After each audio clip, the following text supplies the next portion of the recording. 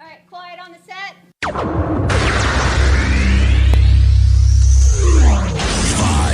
4, 3, 2,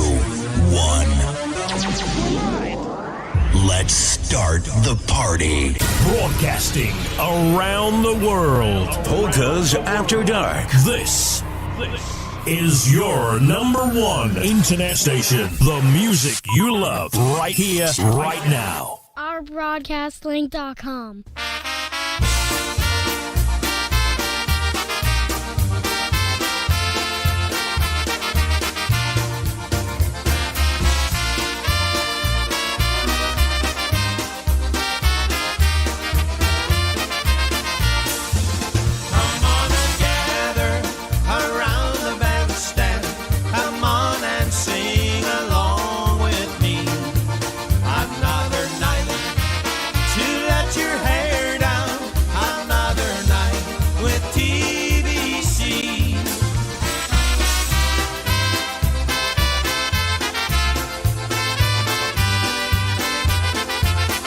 It's another live broadcast. Special edition. A walk through Polka Heaven. Now your hosts, Rob and Jerry. Well, good evening, ladies and gentlemen, and welcome to the finale of A Walk Through Polka Heaven. We want to thank you guys so much for not only tuning us in these past 5 weeks, can you believe it? This is week number 5. This is the last one. Definitely not the last broadcast for Polkas After Dark. But we do want to say thank you so much to each and every one of you who took the time to send us countless videos of remembering your loved ones, whether it be a musician, a polka promoter, a family member. Gosh, we can't thank you guys enough. And we are excited because tonight's broadcast is going to be, how do they say, huge, right? Isn't that the truth, Billy Jerry? Facilla? Yeah. It's going to be huge. Yeah, there you go. Actually, we have tons of video for everybody. Yeah. And we will get to it. Yeah, we're definitely going to do this right now. So again, we want to thank you guys for tuning us in every single weekend. Right now, we are going to bring up a gentleman by the name of Paul Romanowski, and he is going to remember our good friend, Paul Fudala. Hi, I'm Paul Romanowski. I'd like to thank Robin and Jerry for letting me share some words about a fine musician during our walk of Polka Heaven, the late, great Paul Fudala. Paul was born in Hamtramck, Michigan, which was an old Polish community back in that time, and they called it Pole Town. And he was the youngest of 7 siblings, 4 girls and 3 boys. And those 3 boys were Mike Fudala, who is a Michigan Polka Hall of Famer, Johnny Fudala, another great concertina player, and of course Paul. At young age, their dad, Stanley Fudala, loved polka music and loved Little Wally. And the boys got into it. The family got into it, but the boys especially. And they wanted to play concertina. So Mr. Fudala took them to Chicago, and they bought an Arnold concertina. Brought it home, and there's 1 concertina and 3 guys wanting to play it. So Mr. Fudala said, I'll solve that problem, and he bought another concertina. So now there's 2 boxes and still 3 guys. So Mike and John and Paul had the brotherly feud and fought over concertina time. And Mike, as you know, turned out to be one of the finest in our industry, is very precise in his style, and they called him Mr. Clean. Johnny, a very good box man and wonderful stage presence on the stage. People loved him, and he had that smile and that charisma, and was a wonderful box man, and was a little more intricate, tried to be a little quicker with his runs, and was a great, and still is a great box guy. And then there's Paul, who had to outdo his 2 older brothers, and as far as I'm concerned, he mastered the instrument. And they all started to play. Mike played with the Motor City Polka Jacks out of Detroit, which eventually became the Jacks. John played with the Jacks, and so did Paul. And at one time, all three brothers were in that band and in and out. And Mike went on to play with Mark Schonzek and the Zug Islanders and the Motor City Sound and eventually the Michigan Connection. Johnny was with the Jacks and played with Lenny Lunguski and the Style Sticks. And then Lenny had to leave the band. They asked me to come in on drums and vocals. John was in the group, so we couldn't call it Lenny Lunguski and the Style Sticks anymore. We named it the Michigan Connection, and John and I put that group together. And there was Paul, who, a great story, when Paul was 14, John, he would play drums in the basement, practice his box, and Mike got a phone call from John Zielinski, who had a band called the Sound Airs in Detroit. And he said, my guy cut his hand, Mike, can you come to practice, learn our tunes, and play a few jobs with us? So Mike said, yeah. But he took Paul to the practice. And they were playing and practicing, and Paul picked up the box. And Paul got the job with the Sound Airs at a very young age and played with the Jacks. And as time went on, the Dynastics reformed. And you have Paul Fudala, who is one of the most talented boxmen and nicknamed Spider-Man because he had 8 fingers on each hand. And John Zelasco coming in on accordion with the Dynastics. He just got off the road with TBC, and you have 2 of the greatest concertina and box tandems at a very young age just tearing it up. And the Dynastics had the best in the area as musicians, with Tony Kempinski and Bill Kalinowski, Keith Habertowski, Eddie Shivietz, and now Johnny and Paul. The Dynastics were back, and they were bigger than big. And Paul eventually bought some recording equipment, and Mike and John were in the Michigan Connection, and Paulie said, hey, I got some recording stuff, you can record your album here. And we did. And Paul helped tremendously with that recording. I'll never forget it. And when we were putting material together, John and Mike came and said, Paulie, we got an obetic for you. You know the concertina polka? We want to turn it into the concertina obetic. And I said, wow, that's cool. And he said, with all 3 of us, the Fudala brothers. And I said, okay, you guys want to hire a drummer? And they're like, no, you can do it. And I'm like, I'm not worthy. These guys came in, and Mike played the first solo on that box, and it was beautiful. And then John came in with his style and played his solo, and it was beautiful. And then we switched the key to A, and Paul played a solo on there, which we had to redo the drums twice because I was in awe watching him play, listening to him in my headphones, to where we had to change it and start over. And that was the guy that he was. He was so good at what he did that you stopped what you were doing to watch him because he was so great. I could talk all day long about that man. He was a great friend. He was probably the best concertina player that I have ever shared the bandstand with. And when we got word that he passed, it took a piece of our heart with us. Rest in peace, Paulie. We love you so much. Paul played with so many bands and made an impact in every band that he played in.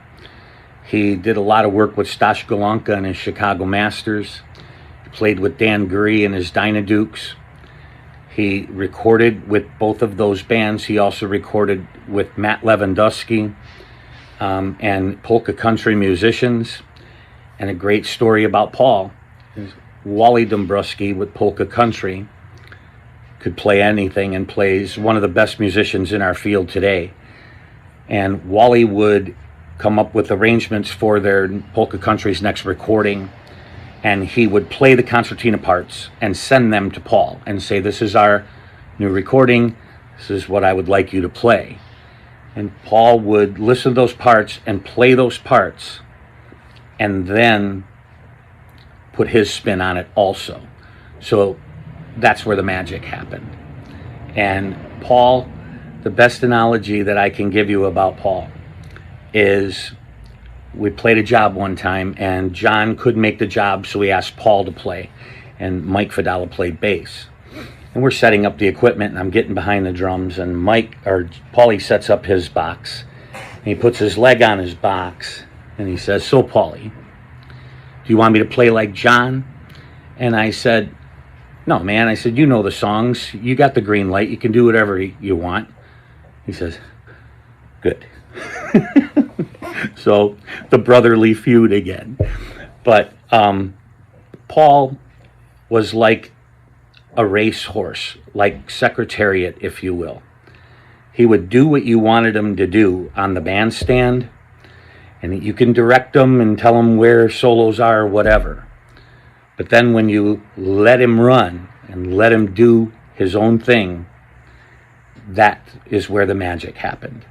And he would put so many notes into a measure and not screw it up. It was just amazing watching him.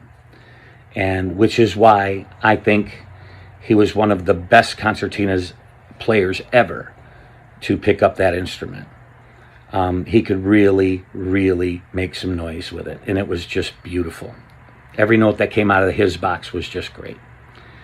He played with Dan Gurry, and he told us a story. And Dan Gurry was one of the best songwriters in our polka music field and in other genres of music as well. But Danny would say, okay, we're playing this song and it's in this key. And Paul says, okay, that's concertina, that's out. That key is out because it makes a different sound when you push back in. Okay, then it goes to this key. He goes, okay, that's out again. And then it goes to this key and that's out again. And he said, you need a bellow extension to play with Dan Gurry. But he did it, and he did it well. And if you listen to Gilligan's Island Polka, there's some nice stuff in there.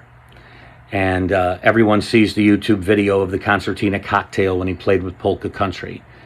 And there's live recordings going around of Going to My Girlfriend's Polka with the Dynastics and the Cuckoo Obetic, where he plays the harmony on the solo with his left hand and the lead of the solo with his right hand. That was Paul Fudala, the Magic Man, the Spider Man. We miss you dearly, and we love you. Rest in peace.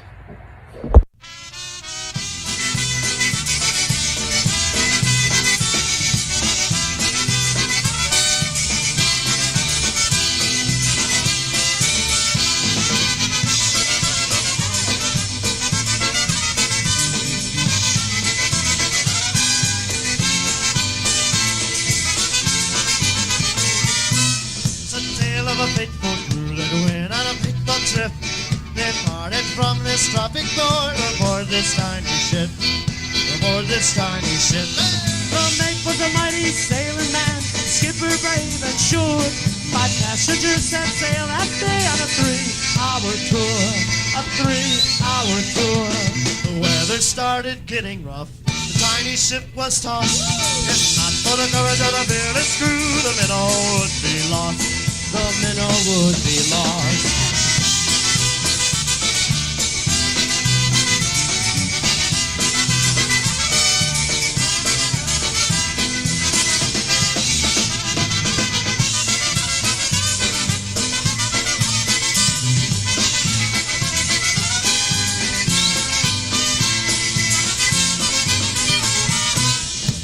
On the shore of this uncharted desert isle, like Robinson Kosciuszko, living primitive style, living primitive style.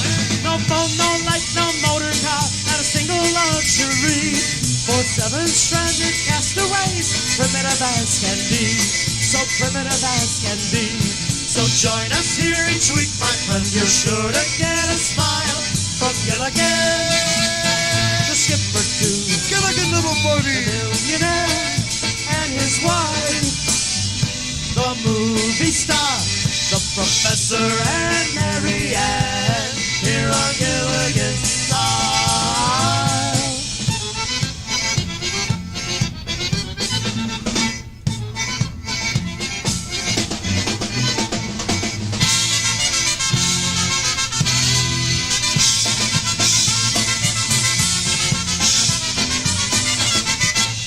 Wow, what a sound. That's Gilligan's Island Polka, the Dynadukes, and that, believe it or not, is a live rendition. Hey guys, gals, we thank you so much for tuning us in here. Polkas After Dark is what you're watching right now, and we want to say hello to some people here that have just joined us in our chat room. Mr. Dave Janke, he was front and center. He said Spider. He remembers Spider for sure. Musical Mark Swoger, North Tonawanda. Maria Blasting, she's here. We also are going to say hello to Jill Arndt out there in Michigan. Pat J.O., I believe she is watching us from Arizona. Thank you, Pat. And we have a special tribute coming up for Bob and also for Ginger in just a little while. And let's see here. It looks like, you want to hit some people along the way there, Jerry? We have Dave Rackus with us, as well as Roger Kane, and Donna Skatilis is hanging out with me. Uh-huh. I think your microphone is down very very low. Yeah. Might want to bring it up. Well, just a Not little that bit. Not that far. They can see Not it. that high. Yeah, not that high, but at least that's a little better. Hey, Bruce Zamorsky is here with us. Let's see here. Valerie Nido, Valerie and Nikki. You're going to be seeing Nikki in just a little while because he's going to be talking about Roger Lachwella from the New Brass. And we've got so many folks here that have kindly donated their time as well as making some videos. We got a very special thing towards the end, Jerry. You and your entire family, minus one, your daughter out in Maryland. But we've got everybody that's going to be remembering Larry Chadwick as well. Hey, we've got Bruce Zamorsky here at Mr. Darrell Welton. Thank you for tuning us in. Sophie Irene is joining us. Linda Petrozeski. Looks like Mr. Kevin Juba. Hey, Kevin, we've got a very special message from Mr. Paul Petruha. He's going to be joining us in just a little bit. Dan Liskevich, he is here. Ted and Deborah Kliss, all the way from Sanborn. We've got Ed Ryeski. Mary Lou is watching us.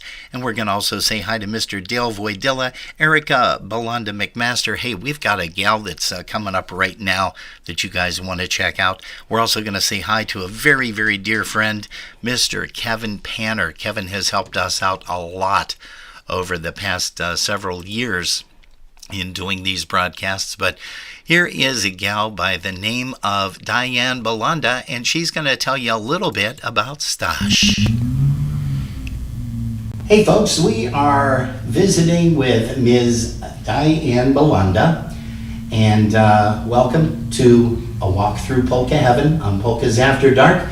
This is our series that is, of course, airing in October of 2022. And Diane, welcome. We'd like for you to share us a story or two about Stash. Yeah, okay. Well, thank you, Robin. It's a pleasure to be here.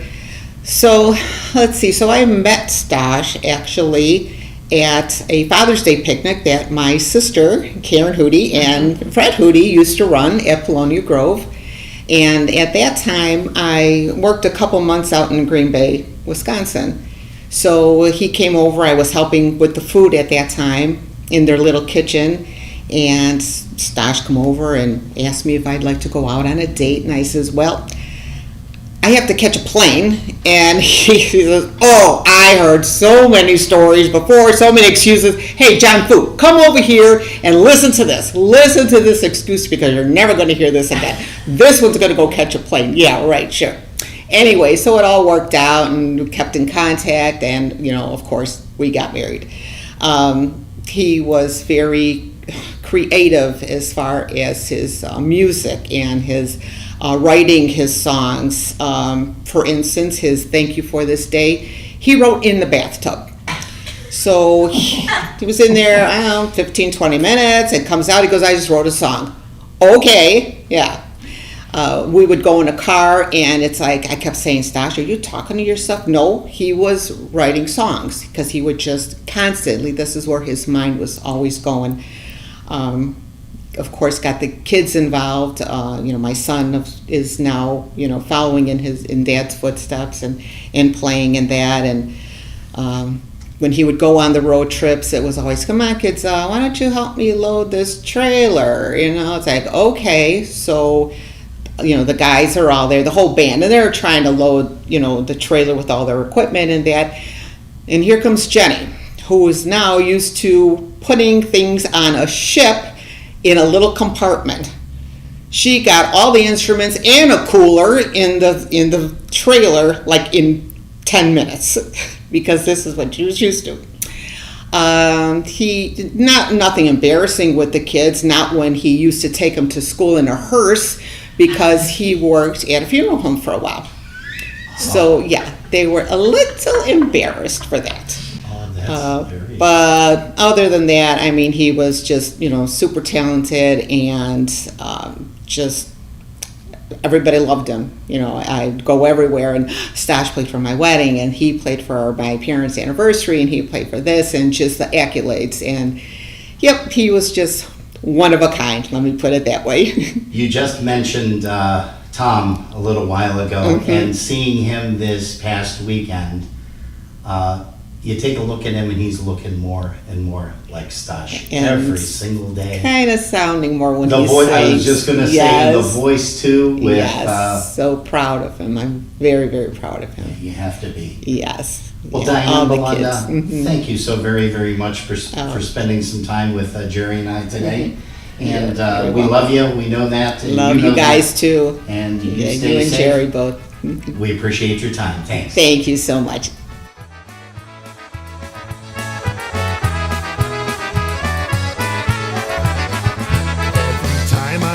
Polka, I just wanna sing along. I wanna listen to that polka melody.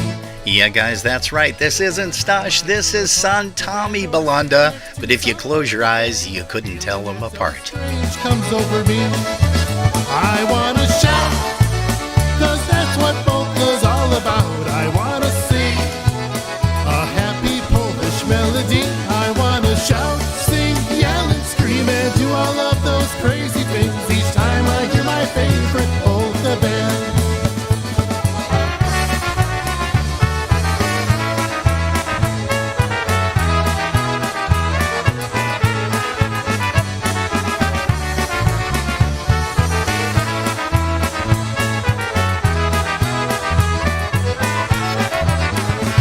Everybody at a carnival, a picnic, dance, or festival all have a favorite band they came to hear. The leader of the polka band will send a dedication out to them. Crowd will give them back a great big cheer. And then they'll shout, 'cause that's what polka's all about. And then they'll sing a happy Polish melody. And then they'll shout, sing, yell, and scream, and do all of those crazy things each time they hear their favorite polka band. And then they'll shout, sing, yell, and scream, and do all of those crazy things each time they hear their favorite polka band.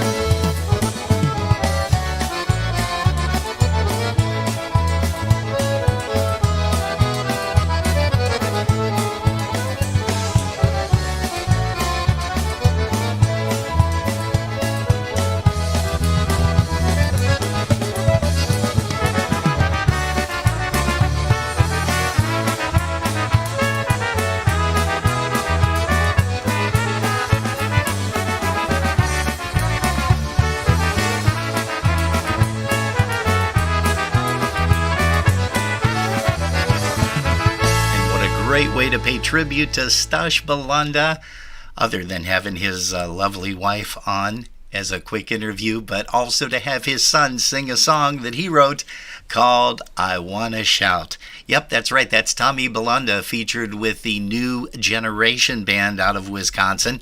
And Tommy, we are so gosh darn proud of you. You just don't know it, pal. Hey, we also want to say hello to Mike Fudala. Mike, welcome. I don't know if you got a chance to watch from the beginning, but if you didn't, you'll be able to watch us on YouTube right after the broadcast, because Mr. Paul Romanowski did a great tribute to your brother. And Very, very meaningful. I will say that. And we also want to say hello to Diane Kopka. She's tuned in. Erica Balanda McMaster once again. For Beverly Ceremet. Jennifer Balanda. Well, welcome to you, kiddo. And also Kenny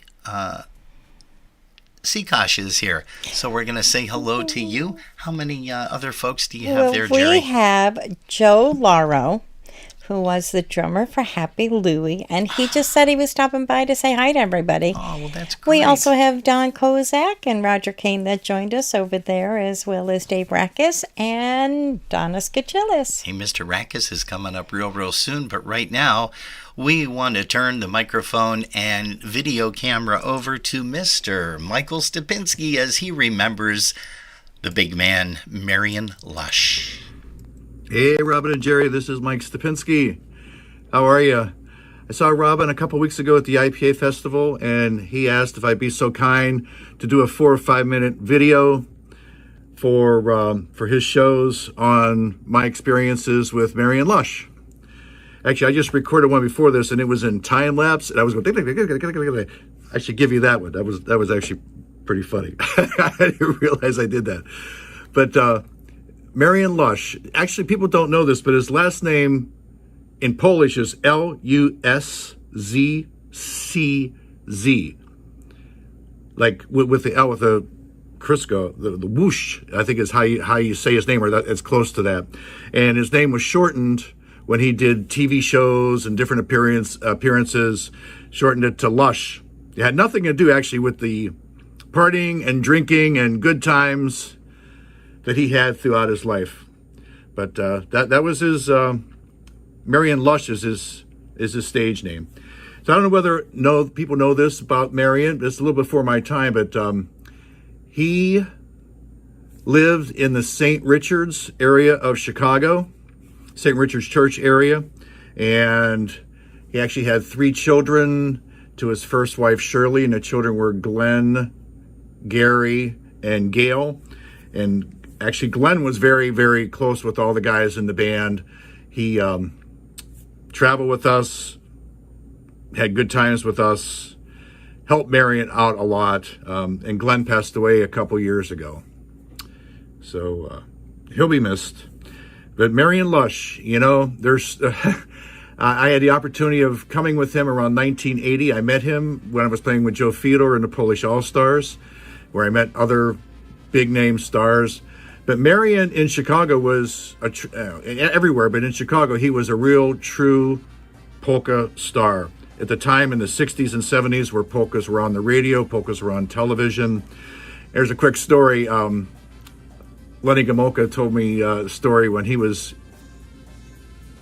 an early teenager or something, but Lush was very, very popular with his parents' generation and just Polish Americans all over Chicago. Anyway, he saw his van parked outside a little bar around 36, 37, 38th and Hermitage, Southwest Side.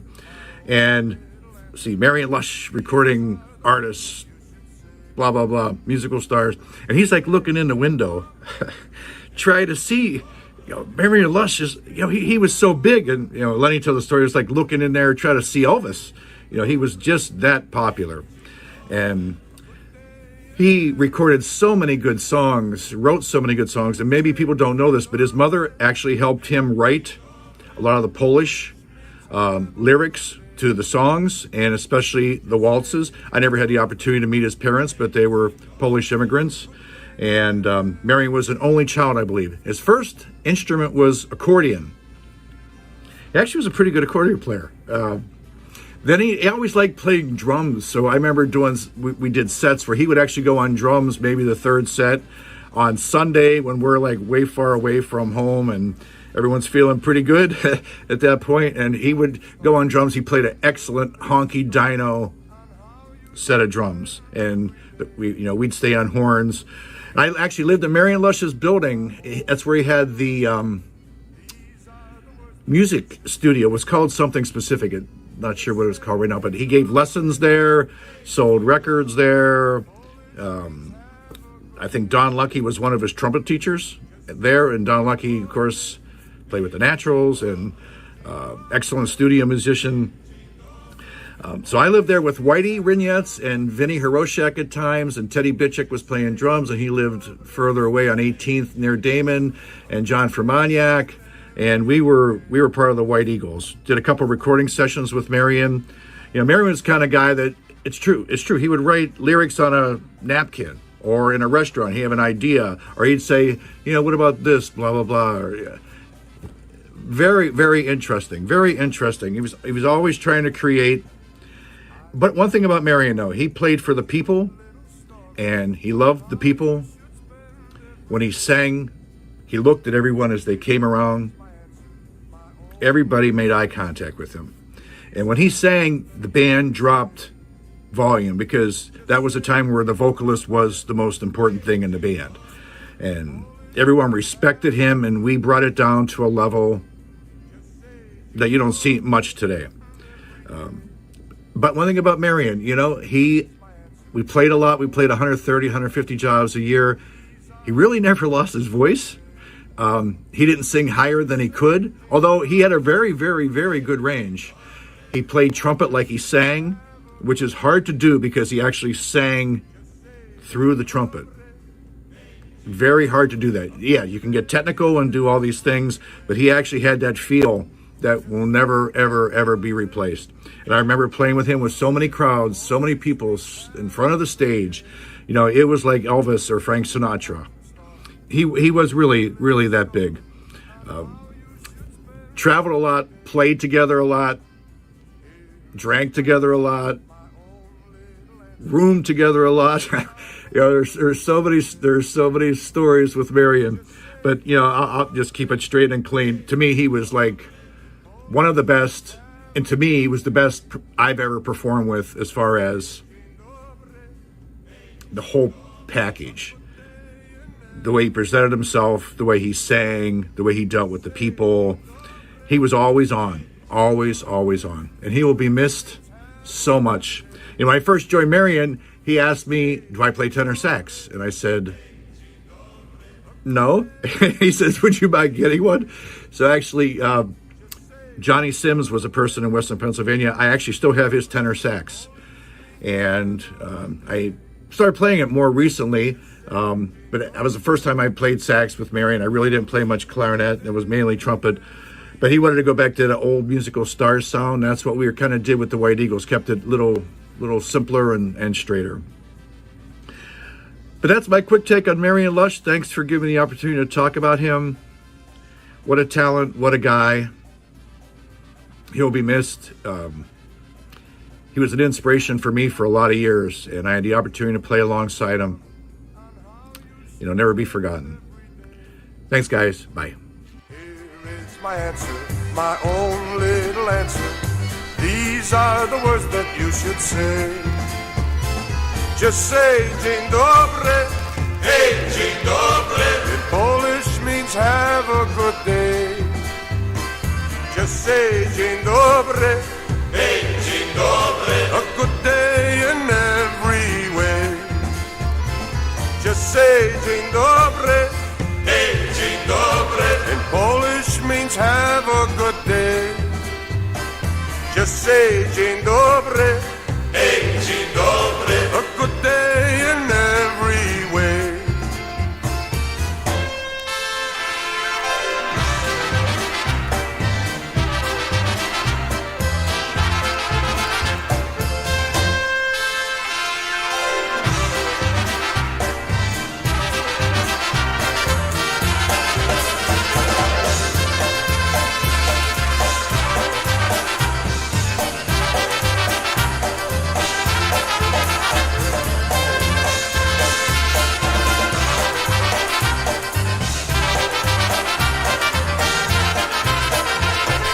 What can't you say about Mr. Marion Lush, the golden voice of polka music?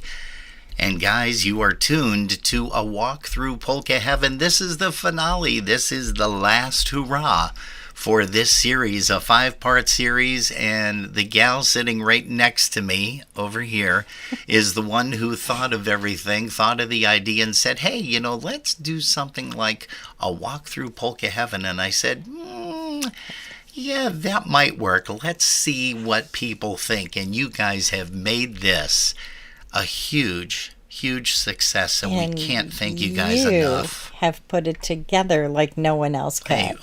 You have done the videos and all the intros. The people have done the videos. Well, that's you the still nice had to part put it about together it. and put the music in and get it together. And, yeah, but all the screens you've done. It's and kind of easy when you have the talent like that people just come out of the woodwork, and it's like, hey, check this out. I was talking with Justy today after I finally recorded my part.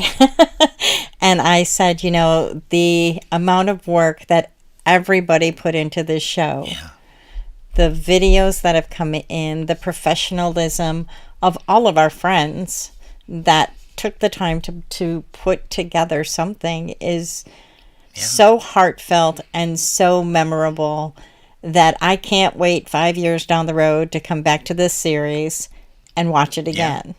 Or and it's going to be next there. year, or it's going 2 to be years. there for a long, long time on YouTube, as just about everything else is. I saw a super glue commercial on YouTube, so you know how long ago that came out, and that's still on there. It still has a lot of hits.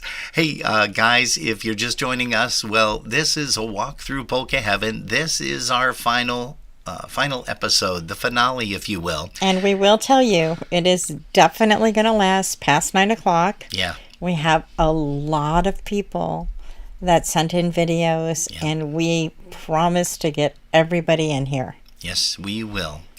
And speaking of a lot of great people, we had a great phone conversation, a couple of them actually, with Mr. Dave Rackus, and he wanted to get the opportunity to remember a gentleman that he played with, performed with Lenny Gomulka and Chicago Push. Everybody knows this guy.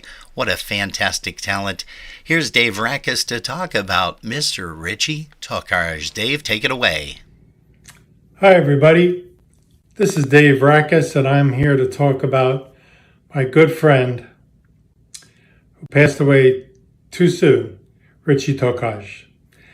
And I had first started playing with Richie back in the late 90s with Lenny Gomulka and the Chicago Push. And that was one of two times that we got together and played. But playing with Richie as a drummer was really great because I heard his accordion through my monitor very, very nicely. And we really had a good shake and push together. But what I was impressed with was the way he played behind the vocal. It was just beautiful fills, tastefully done, especially on the waltzes, especially the Marion Lush waltzes. And those Viennese waltzes that we would play, which Lenny recorded. Excuse me. But one of the funniest events that happened with Richie is one weekend back in the late 90s, we played a job out in Chicago at the Chicago Navy Pier. Lenny booked a job for his old parish, St. Peter and Paul, 100th anniversary. And it was in this big ballroom right on the pier. But prior to that, a day before, we all went to Richie's bar. Richie had a bar right there on the Indiana-Chicago line. I think it was in Hammond. And he invited us in, and he fed us lunch and, drinks around the house. And it was really a great time. And afterwards, towards the late afternoon, Lenny went off to his family. Richie, myself, John Minkus, and Paul Petruccia went to Richie's house. He had a nice raised ranch, beautiful neighborhood over there in Hammond. And we stayed overnight there. So we get there, and we're having a few drinks and just talking about the weekend. And Richie says, hey, he said, I'm going to have steaks. I bought ribeyes. What kind of, how do you like them? We all like them the same way. So Richie prepares the steaks. He's got the potatoes all mashed, the vegetables ready. He opens up his oven. It's like one of these old wall ovens from the 60s. My mother had one of those, my mother and father. And it was totally black. It looked like a wok, like it was cured. And I went, whoa, So Richie has this big pan of steaks, and he's tenderizing them, salt and pepper, and he's getting ready to put them in the oven. And he goes, I got to get the butter. So he gets a tub of butter and an ice cream scoop, and he puts a scoop of ice cream on each steak. And we're like, puts them in the oven, boom, bakes them, they come out great, delicious. So we had a feast, a beautiful meal, a few more, drinks at night, just talking. Went to bed, next morning, got ready, and we went over to the Navy Pier. Now, there was probably 1,000 parishioners there. I mean, this place was big.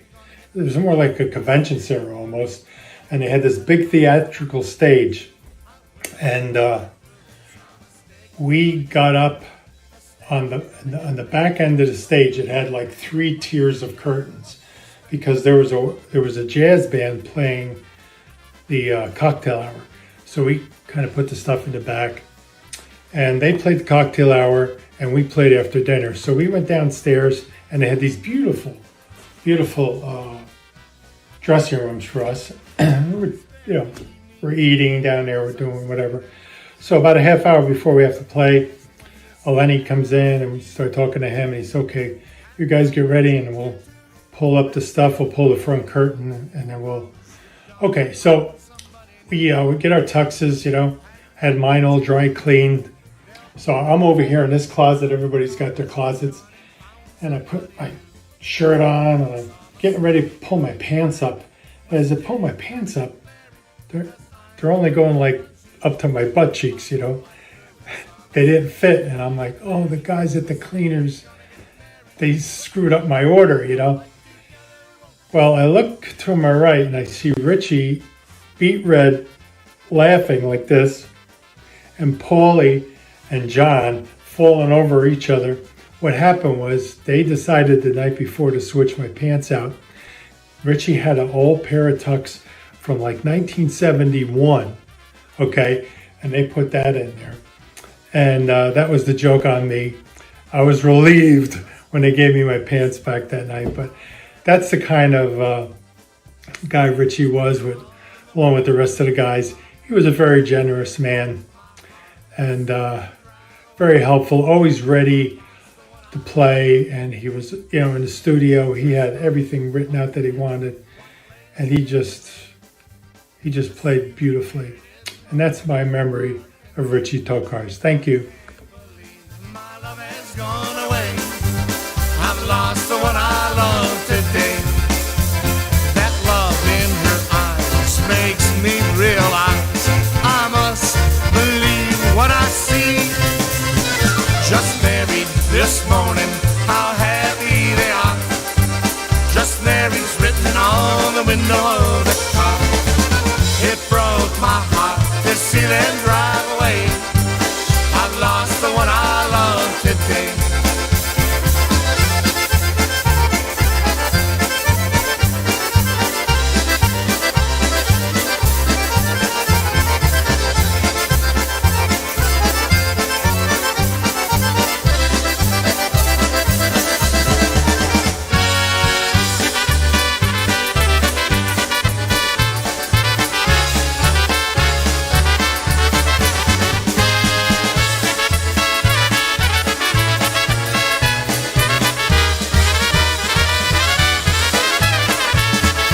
Yes, sirree, and he wore that T-shirt that Mr. Les Kapuscinski made that said, "Why do I always have to sing the dirty songs?"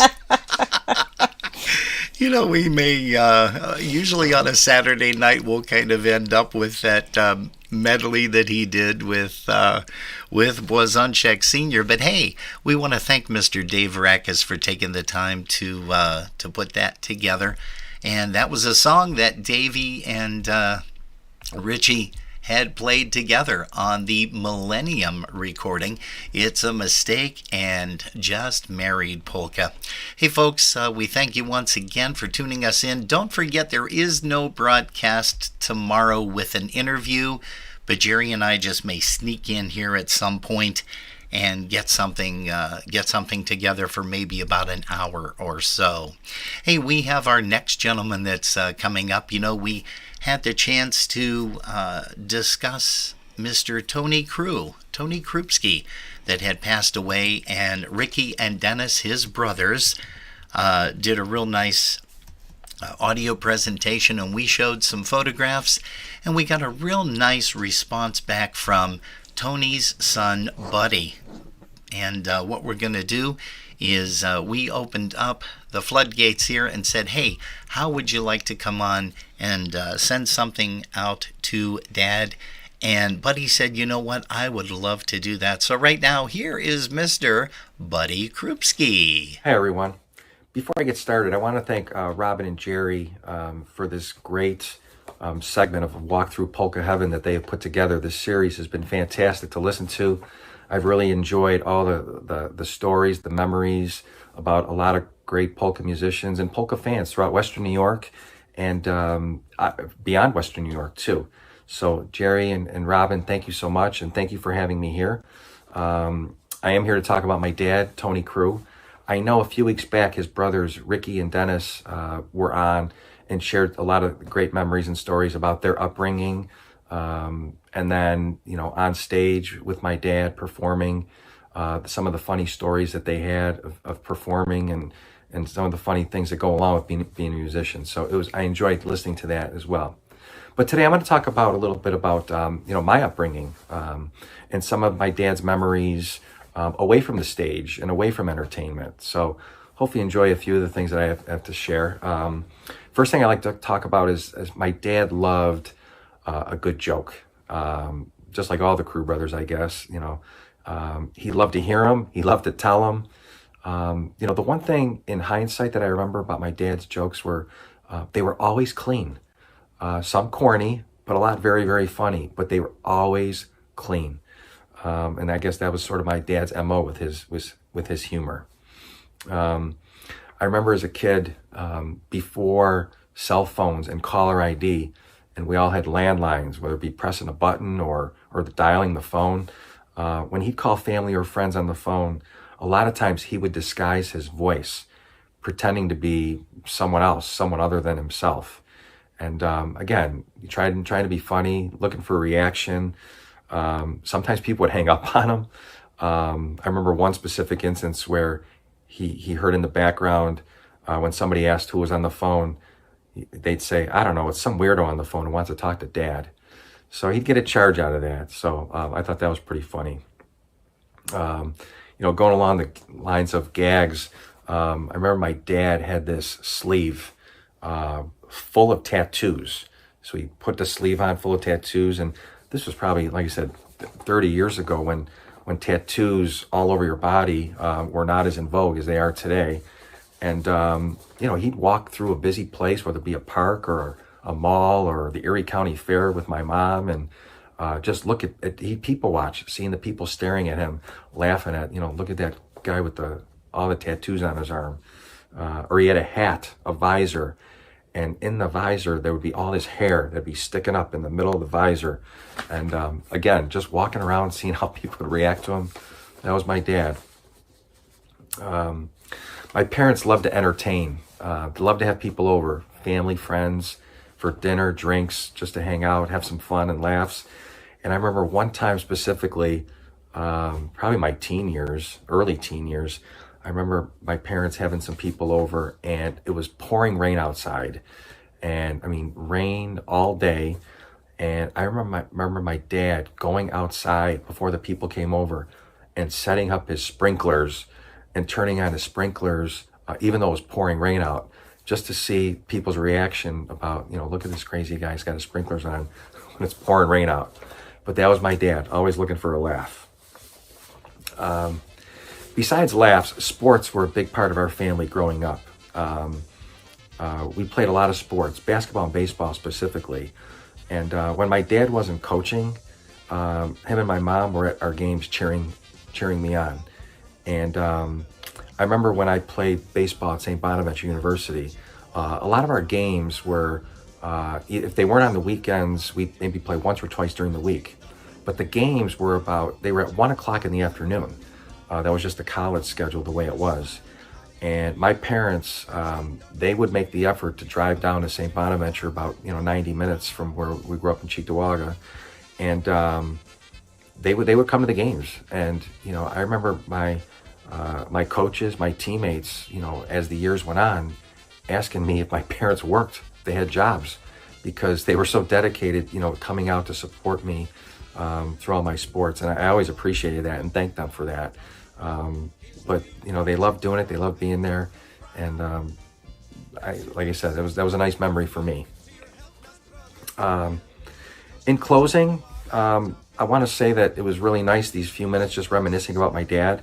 And looking at a lot of these memories, the one thing that I learned, I guess I always knew, I didn't learn, but that even with him being such a hard worker, working his jobs, playing music on the weekends, and then even working on projects at home, he still managed to spend a lot of time with us, with his family.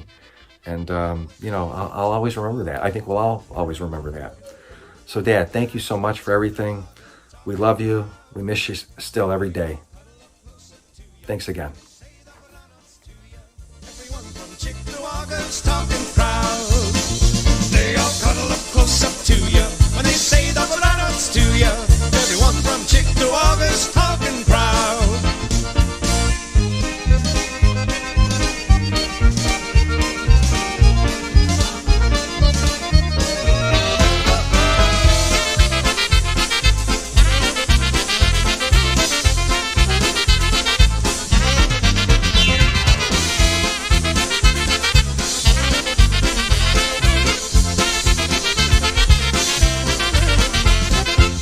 Buddy Crew, you did a great job paying a tribute to Dad and sharing some stories that, again, we never knew anything about.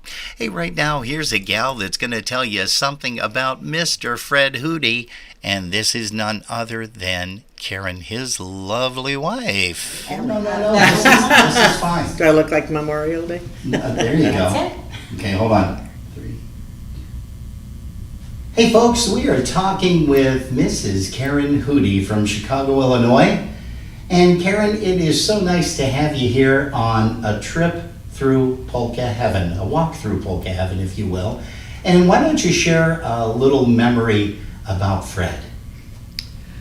Thank you for having me, Rob. I probably would like to honor Fred and just talk about his relationship with the International Polka Association and his commitment to ensuring that polka music would always be kept alive.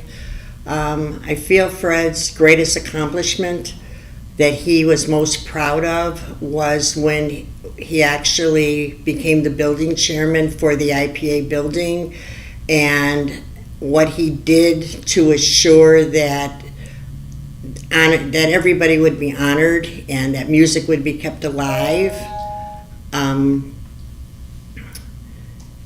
He went to the building after it was purchased every single day.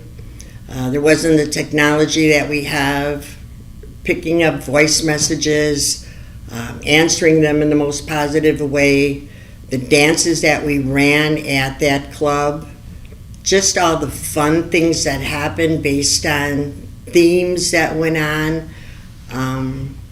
And again, if I talked about the happiest moments in his life, it really, really dealt around the building. How about, tell us a couple of real quick stories about him with Eddie B and some other polka personalities.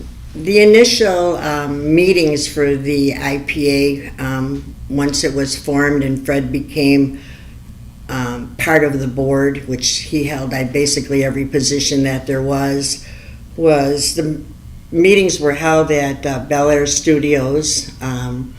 They maybe started 7, 8 at night. They were probably done by 9:30. But most meetings, Fred would get home maybe about 2:33 in the morning, only because the guys that were on the board maybe were hungry in the evening, so it was that they would take rides and they would try different cuisines, I would say, and they would just laugh about the situations that took place when they went to get some of their meals. But a lot of good friendships and bonding till today that we can talk about. There are no other friendships like there are in Polka. Well, Karen, thanks so much for joining us here on Polkas After Dark, a walk through Polka Heaven. We appreciate it. We keep Fred close to our heart, and we thank you so much for taking the time to be with us today. Thank you so much, and thank you for everything you're doing for us, too. Thank you, Robin. And that, of course, was Mrs. Karen Hoody, Fred's lovely missus. And you know what? There was a picture there with Fred hanging out with a guy, one of his besties. And that, of course, was Eddie Bozonschek Sr. And we have a gentleman that would like to tell you a couple of quick stories here about Mr. Eddie Bozonschek Sr.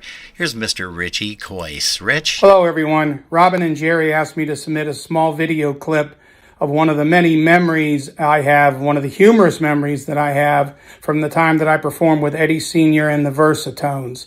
This particular one is my favorite, but it's also very bittersweet for me because the night of this happened was the last job that Eddie ever performed as a Versatone. The Versatones were hired to play a Christmas party on the north side of Chicago on a Monday night. We had already performed in Michigan and in Milwaukee that weekend, and we were ending up with this Christmas party. The gentleman owned several bars and banquet halls throughout the city of Chicago and decided to throw his staff a Christmas party and decided it should be a Polish theme. So he had it at one of his bars with a Polish buffet with all your favorites, Polish beers, and of course a polka band, the Versatones. So as the evening went on, we were having a really nice time. It was a lot of fun. And as the evening was coming to a close, I discovered that I had won some money on Monday Night Football. So I decided I should celebrate that and was having fun. So when we were finished performing and started to knock down, I quickly did my job on stage, put my things away, and went up to finish watching the football game and to celebrate a little bit more. So when I got back to the stage, everything was put away and was ready to take to the bus. Now, my job for the bus was to load the bays and put everything away so that we could go. I didn't have to carry stuff from the stage to the bus, but I would put it into all the bays and make sure it went in the same spot because everything was very particular. And if one thing was out of place, then it didn't fit. So again, I had been celebrating the whole evening. So I took one of the big speakers and went into the bays and was singing, and I was being happy, and I was putting this particular speaker where it belonged.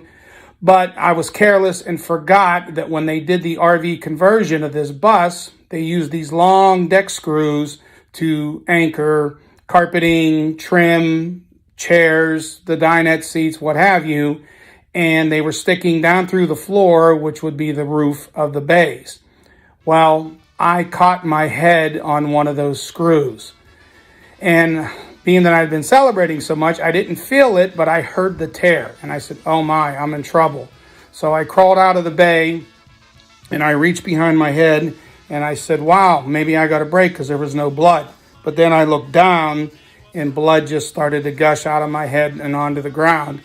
And I said, oh my goodness, this is terrible. Well, then at that moment, Wally Dombrowski and Danny Orkshezik came around the corner with another speaker for me, and they said, Coyce, what happened? I said, well, I'm in a little trouble here, guys. I cut myself in one of those screws in the bus, and I'm bleeding. They said, oh my God, we got to do something about that.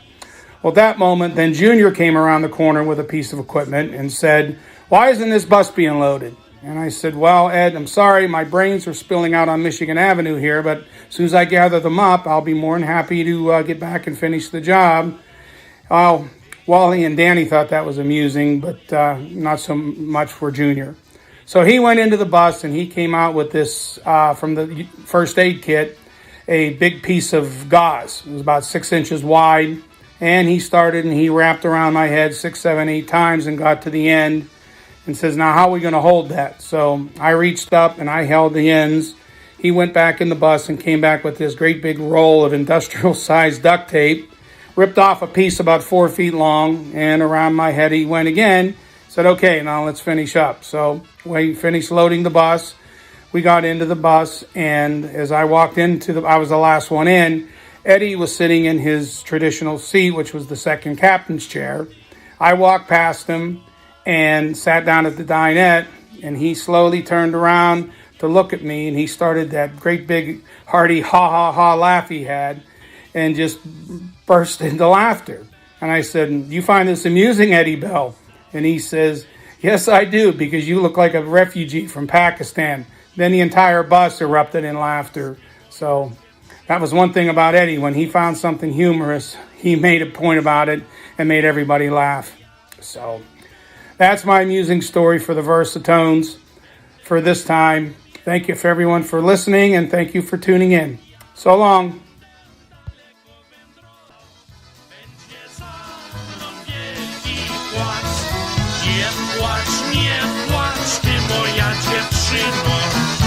Oczy twoje, oczy tak, jak ja będę daleko wędrował, będę ciebie pamiętał, jak ja będę daleko wędrował, będę ciebie pamiętał.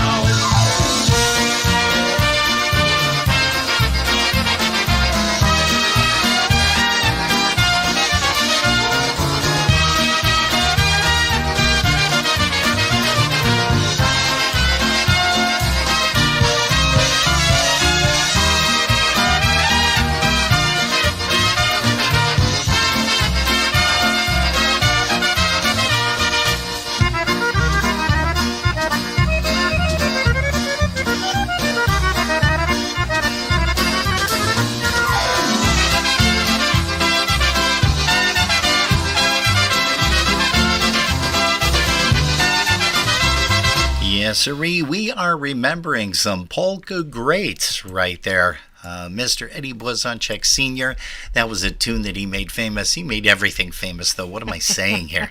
That was called the Band Leader Polka. Jerry, do you want to say hello to some more people that are hanging out with us? I've got Mr. Bob Szymanski that's here, Daryl Trojanski. He is here, so we want to say hello to you. Mary Lou Cerniak, Corey Nido. Hey, you got to stick around, Corey, because you did a fantastic job Yes, on Nikki's presentation for Mr. Roger Lachwella. We also want to say hi to Mr. Don and Marina Kozak, Steve Brown. He's going to be talking a little bit about Larry as well. We've got Princess and Bonk that are tuned in out in Arizona. Ray Bojewick Jr. out in Cleveland, Ohio. And let's see here, Bernadette Reagan is here. We also have Adeline Wrobleski. Adeline is joining us. Hello to you. Good evening. Helena Garbach is here. Mr. Michael Pasheb has joined us here on a walk through Polka Heaven. Gosh, we've got so many folks here. Helga Leonard, she is joining us, as well as, let's see here, I did miss a couple of people. Lou Burka, she's here. Justina Darlak, Eric Darlak, they're going to be coming up here soon. Mr. Ed Moularge, Tony Biawe from Canada, he is here. Joe Shipta. Oh gosh, just so many folks here tuned in for a walk through Polka Heaven, and we thank you guys so much. Hey, you know, this guy, it was a pleasure to chat with him, and he is going to be telling you just a couple of stories, not out of the ordinary, but just some really fun memories. Here is Mr. Chet Kovakovsky from Chicago, Illinois, talking about his buddy, Eddie Sr. Tell us a little bit about some of the funny things that you guys used to do with those events around Christmas. Yeah, we had a Christmas dinner and show dance. That's what Eddie called it. It was always like 2 weeks before Christmas at the Saber Room, which was torn down already. Oh, my God. See, we did the Blues Brothers. That was funny. He always had me dress up as a woman. I was so mad at him. I was Dolly Parton. I was Whoopi Goldberg. Roy Rogers and Dale Evans. I was Dale Evans with a horse. He had a wooden horse on stage. Yeah. You're making me laugh.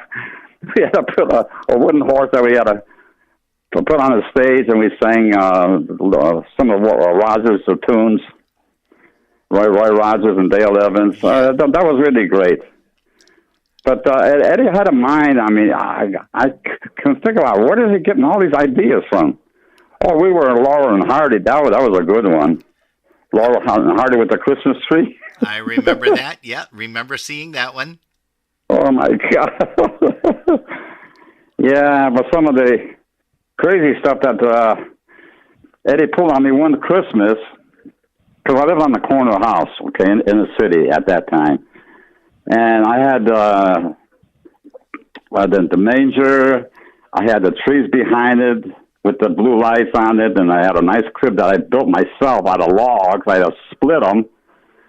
I thought I was going back into time.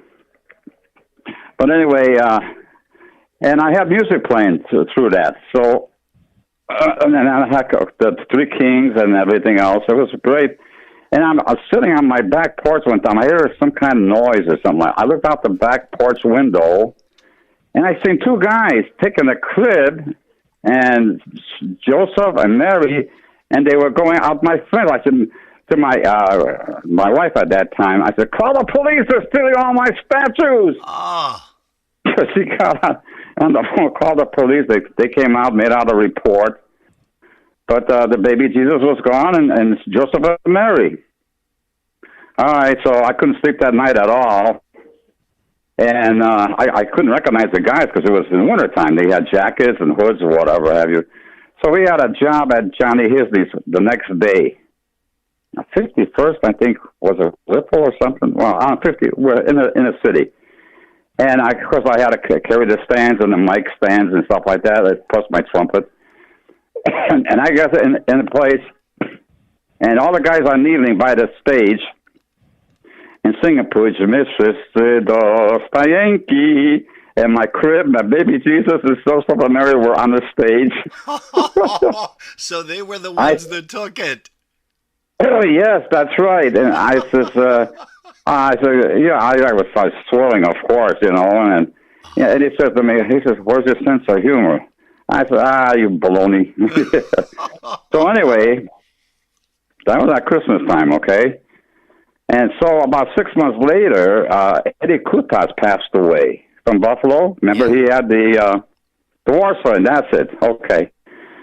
He had to go to what's his name? Eddie Tokarz's funeral, and he left me in charge. Eddie got a store, like a studio. Okay. We had the studio in the back, and the front he was selling guitars and music and stuff like that. And he had 3 or 4 guys teaching music on a guitar or a piano or trumpet or clarinet and sax. So he left me in charge, okay, while he was gone to Buffalo. And I'm thinking to myself, sitting at the front desk, I'm thinking, how can I get even with this bozo? So I thought of an idea. I went to a butcher and got this butcher paper, and I taped the butcher paper. I don't know how many yards I bought, but I taped all the windows, taped it up or whatever, put a sign on it, front door, for sale, inquire within, very cheap. So I knew what time Eddie was going to land at O'Hara, and Johnny Hisley brought him. So we were looking out the window or out the door to see what time he would pull up in front. So here he is. He's going to pull up in front, okay? He's walking into it with Johnny Hisley. And when he opened up the door, he's seen the for sale sign or whatever. So, but when he opened the door, I threw a cream pie in his face. But my wife at that time threw confetti all over him. And you know what? I got this all on movies. I have it all on movies. Yeah. So Eddie, man, was he? I mean, yeah, he was mean. I mean, he had to go upstairs because he lived upstairs by the store, and it washed up and everything else, and came down, and I told him, I said, Eddie, I said, where's your sense of humor? You weren't laughing. And then he got a laugh out of it after he cleaned himself up. Of course, my ex had to clean the whipped cream off the floor and the confetti and everything else. So I got even with him.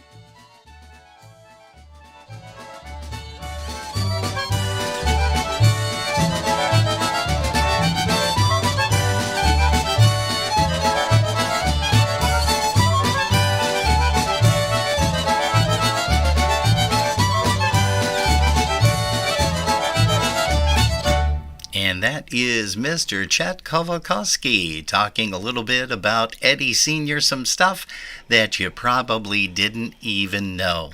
Hey, Jerry, you and I were both blown away when this next guy that's coming up sent us something. We figured, okay, well, it might be pretty good. But man, his production is just something else. His production skills, his musical skills, just a very, very talented guy. And we are proud to call this man a brother. Although he's up north, he's in Canada. Ladies and gentlemen, here is Mr. Ed Gutza.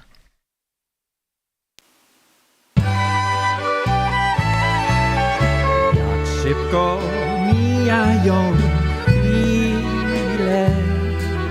Robin and Jerry, greetings from Canada, and thank you for inviting me to do a segment on A Walk Through Polka Heaven.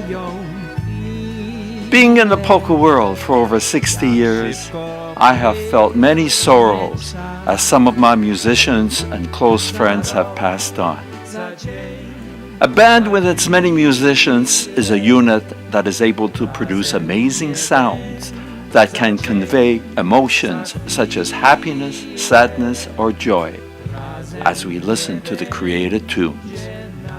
When a musician is no longer with us, the music that was produced can never be created again. I'm so grateful to you, Robin, for allowing me to present the names of the amazing musicians that have performed with me that now have passed on. I'd like to start off with Henry Charota, accordionist extraordinaire.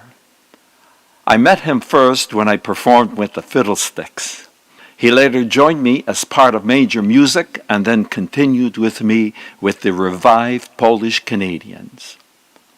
Henry passed away unexpectedly after the first recording session of You've Got Polkas, completing only 2 songs. I had to record Henry's harmony part on Wokinku Siedziała on his solo. It took me 3 days to copy that amazing feeling that he put in his notes. He was that good. Guy Robinson played drums for me for over 15 years, and he was my partner in promoting dances in Canada. Together, we brought in Eddie Bozonschek every Friday after Easter Sunday for 25 years. And we also brought into Canada Marion Lush, Little Wally, Happy Louie, the New Brass, to name a few. Guy's beautiful wife, Lucy Robinson, also joined the Polish Canadians in the 70s on bass and performed until the Robinsons started a family. She sadly left this earth at an early age. Tony Ashley, he joined the band in the late 70s on trumpet. His real name was Ashkelaniec, but he was a school teacher and he changed it to Ashley because none of his students could pronounce that name Ashkelaniec. Tony recorded 2 LPs with the Polish Canadians, From Poland with Love on Ram Records and Let Us Entertain You on Bel Air Records. Mickey Soboin became trumpet player for the band and recorded on the only CD by Major Music, Dance do Rana. He joined up when he was in his 70s and he performed with the band until his eyesight failed him. In the 1950s, he was sought after by many of the local polka bands because his playing and style was reminiscent of the great Harry James. It's extremely sad if someone passes on at an early age, and that was the case with Ricky Malkiewicz. Ricky joined the Polish Canadians when he was a teenager. He used to call me Mr. Gutsa. His violin playing was exceptional, and along with Eddie Fomaniac, who is still with us, Eddie's in his 80s now, but he's still here. They created the violin movement that was an inspiration for many polka bands. Rick also played trumpet in the band, and one of the things he developed was playing trumpet and bass together during the Fiddlesticks period. Here's an example of Rick's violin talent and trumpet playing on a polka called Polka Workout. Oh, and you can also hear Henry's accordion duet on the song. Polka Workout.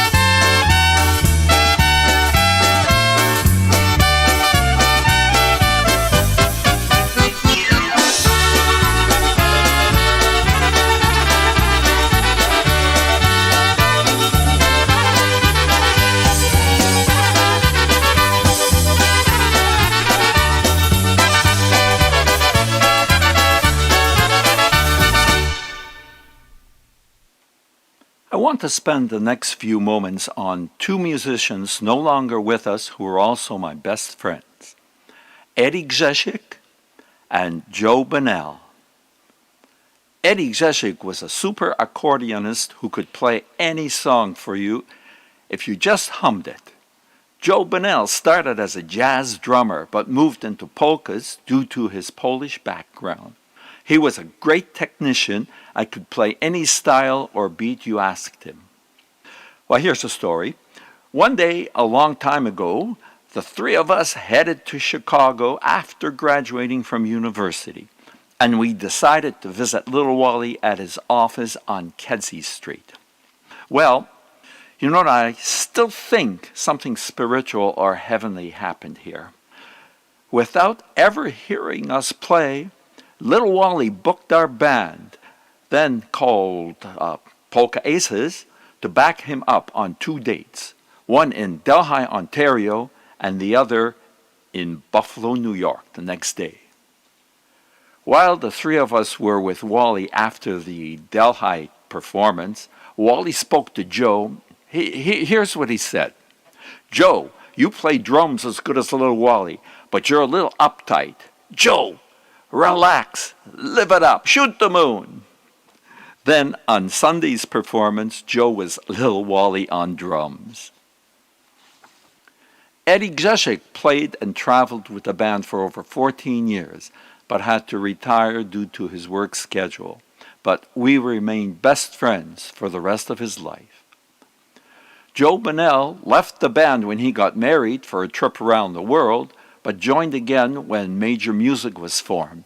Joe retired from the Polish Canadians about 6 years ago and moved up north to Wasaga Beach. That's Canada's version of Miami Beach. He passed away 2 years ago.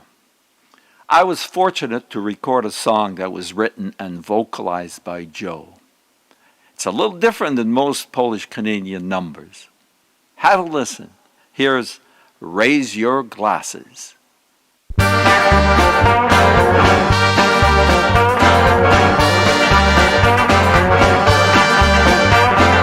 Plenty of temptation all around this town. I try to be a good man, wanna toe the line. I get up every morning, still dark outside, saying yes sir, no sir, and that's just fine. But there's a hot wind blowing, whipping at my neck. I'm feeling all restless, don't know what to expect. I hear some dancing music drifting up the river. I see the bright city lights make me wanna shiver. Raise your glasses, it's a party tonight. Let's create a scene, we're gonna be a fine sight. Raise your glasses, it's Saturday night. Worry about tomorrow when we see the first light. Raise your glasses, it's a party tonight. Let's create a scene, we're gonna be a fine sight. Raise your glasses, it's Saturday night.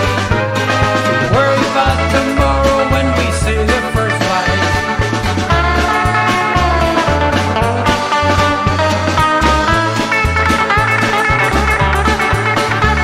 The week begins, I'm feeling serious again. I gotta do my duty, can't neglect to pay the rent. But working all day sure takes a toll on your head. Soon I get the feeling, gotta paint the town red. Get ready, Wednesday, dreaming about the good times ahead. Thursday, gonna be counting all my loose change.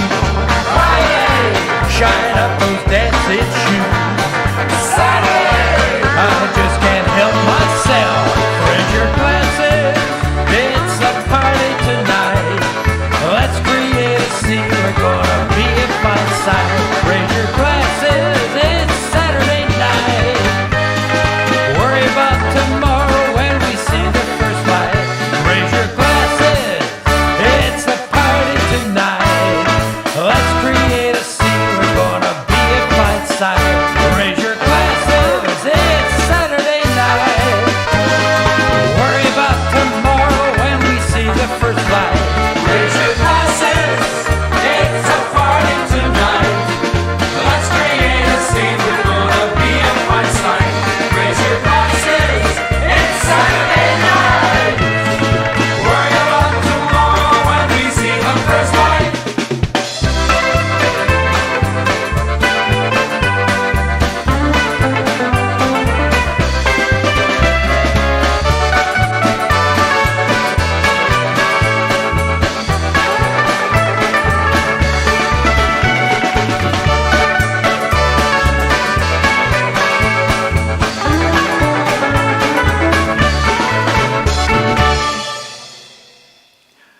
Before I go, I'd like to thank Les Kapuściński for suggesting to me that I do this tribute.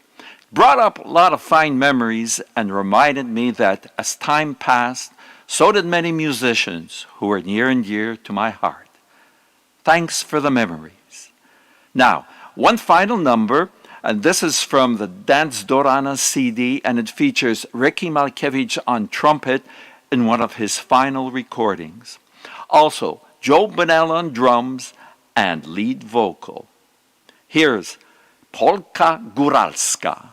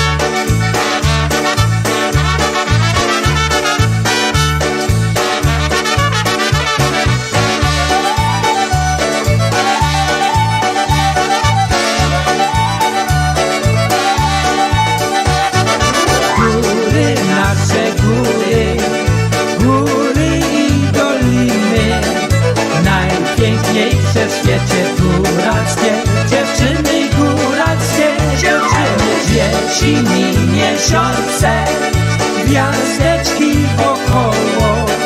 Kiedy się obrócę, wszędzie mi wesoło, ej, wszędzie mi wesoło.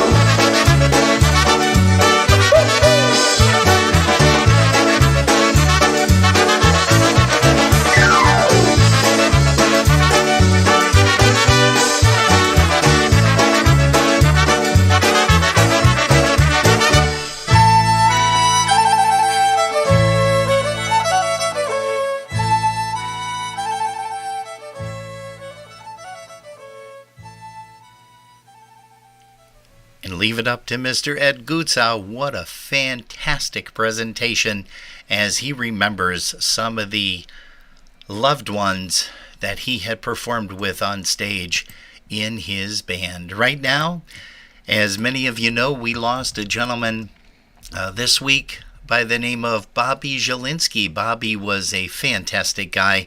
He ended up writing a lot of songs for a lot of different bands, but let's hear a little bit of a tribute by Mr. Greg Schwoidak. Greg? Hi, everybody. Greg Schwoidak here from Buffalo's Concertina All-Stars. You know, it was a while back that Robin and Jerry asked me to do a segment for their episode for A Walk Through Polka Heaven. Robin and I talked about it, and we talked about maybe talking about my dad who really got me started, or my mom who took over, and I just couldn't get through it. Not that it wasn't important to me, but I didn't think that I could do a good enough job. And then this past Tuesday, we got an early morning text that one of my brothers, Bobby Zielinski, had passed away. Bobby Zielinski, as we coined it, was the heart and soul of the Buffalo Concertina All-Stars. He was the guy that was there from the start, that had such a love of not only polka people, but polka music, that he wanted to, at that point in time, come up with a club where we could get together and learn concertina and play the instrument that Bobby so dearly, dearly loved. You know, Bobby we used to call him Bobby Chicago. And there's a lot of funny stories about Bobby, including what we call the Z factor. Anytime Bobby was around, something was going to happen. In our early days of touring, if Bobby was in the vehicle, you can be rest assured that that vehicle was going to break down somewhere on the trip. But Bobby laughed it off and called it the Z factor. We just called him a brother, somebody who loved with all of his heart, whether it was for his family, or whether it was his brother musicians, or just the love of polka music. When Bobby played the last job with the Concertina All-Stars, he came to us and was having some medical problems at the time and said, you know what, if I can't be 100% in the band, including unloading and loading, it's time for me to step away. But Bobby never stepped away because he truly was there, whether it was in person watching the group that he helped form some 18 years ago, or just doing what Bobby did. And he was like the Energizer Bunny. He never slowed down. And towards the end, Bobby and I would have multiple conversations. And there are so many things that Bobby did. I can remember a couple of months ago, he gave me a call and says, hey, Schwoidi, that's what he called me.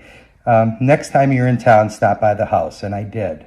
And he had packed up all of his concertina figurines and said, I want these to go to you because I know that you love the music and concertina almost as much as Bobby did. And Bobby, we thank you for that. I hold in my heart your Karpek B-flat box, and it will always be part of the instruments that hopefully we'll use and use again, because your presence will be there during that time. You know, Bobby was a great guy, and he was a great lyricist. And I don't know if everybody really knows exactly where Bobby made his mark in polka music, but songs like Honky Style, Please Stop the World, At the Milovedek, that were recorded by the New Brass and then Bozonschek And then songs that he wrote for the group, songs like Jeannie's Polka, Bring Back My Heart, Something Old, Something New. It was just an honor to sing a song that was penned by Bob Zielinski. He's put his heart and his soul in his anything. And Bobby told me when he was diagnosed, he says, you know what, Greg? I got a great family. I have a loving wife and I have faith. So I'm not afraid of the inevitable. This is probably one of the hardest things to do. And that's to say goodbye to somebody who has meant so much to you. Hey, Bobby, Chicago, Bug Zapwatch. We love you, buddy. You'll always be a part of Buffalo's Concertina All-Stars. Okay. Hey folks, we are sitting here today with Christy Kravich, who is the IPA president, Chicago, Illinois, and she is going to share a story or two with us about Dad, John Fomaniac. What a huge reputation this guy had on and off the stage. And Christy, why don't you just tell our viewers a little bit about it? Oh, thank you, Jerry and Robin, for having me. I appreciate the invitation to talk about Dad. He was obviously a huge influence on my life, getting involved with not only the IPA, but polka music. I remember sleeping under the tables at Polonia Grove when Dad was playing with the Dialatones or with Stash Balanda or Marion Lush or stuff like that. So he's been a huge influence on me continuing my Polish heritage of being the IPA president. And like I was telling Jerry earlier, we had 3 stages of Dad. We had the at-home Dad, we had the on-stage Dad, and we had the Dad that was a coach for my brother's baseball teams and me and softball and stuff like that. And my dad's one of my dad's greatest joys was playing polkas. He loved it. I think one of my favorite memory is him in 2019 at the IPA festival. He wasn't able to play for a couple of years because of health issues, and the IPA tribute band called him up to perform, and he walked on the stage and strapped on that accordion and played a song, and there wasn't a dry eye in the place because he finally did it. He got back on the stage like he wanted to do. So one of my favorite memories of Dad.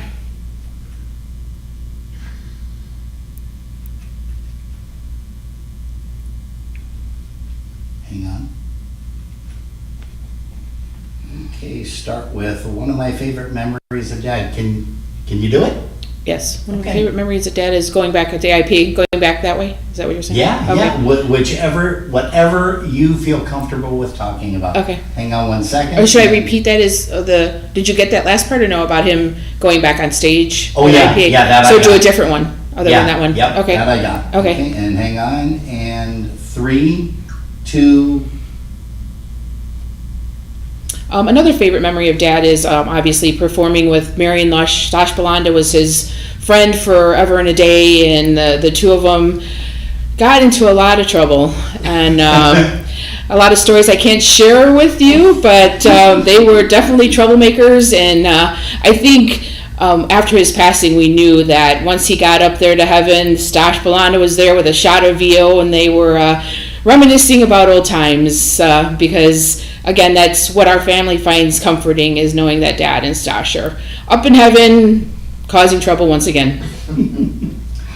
Christy, thank you so much for joining Jerry and I here on a walk through Polka Heaven. These are memories in the making, and now you're able to share a lot of those from the past. And we thank each and every one of you, all of our guests that have shown up during this series, which is called A Walk Through Polka Heaven on Polkas After Dark. Thank you, Jerry and Robin. Appreciate you having me.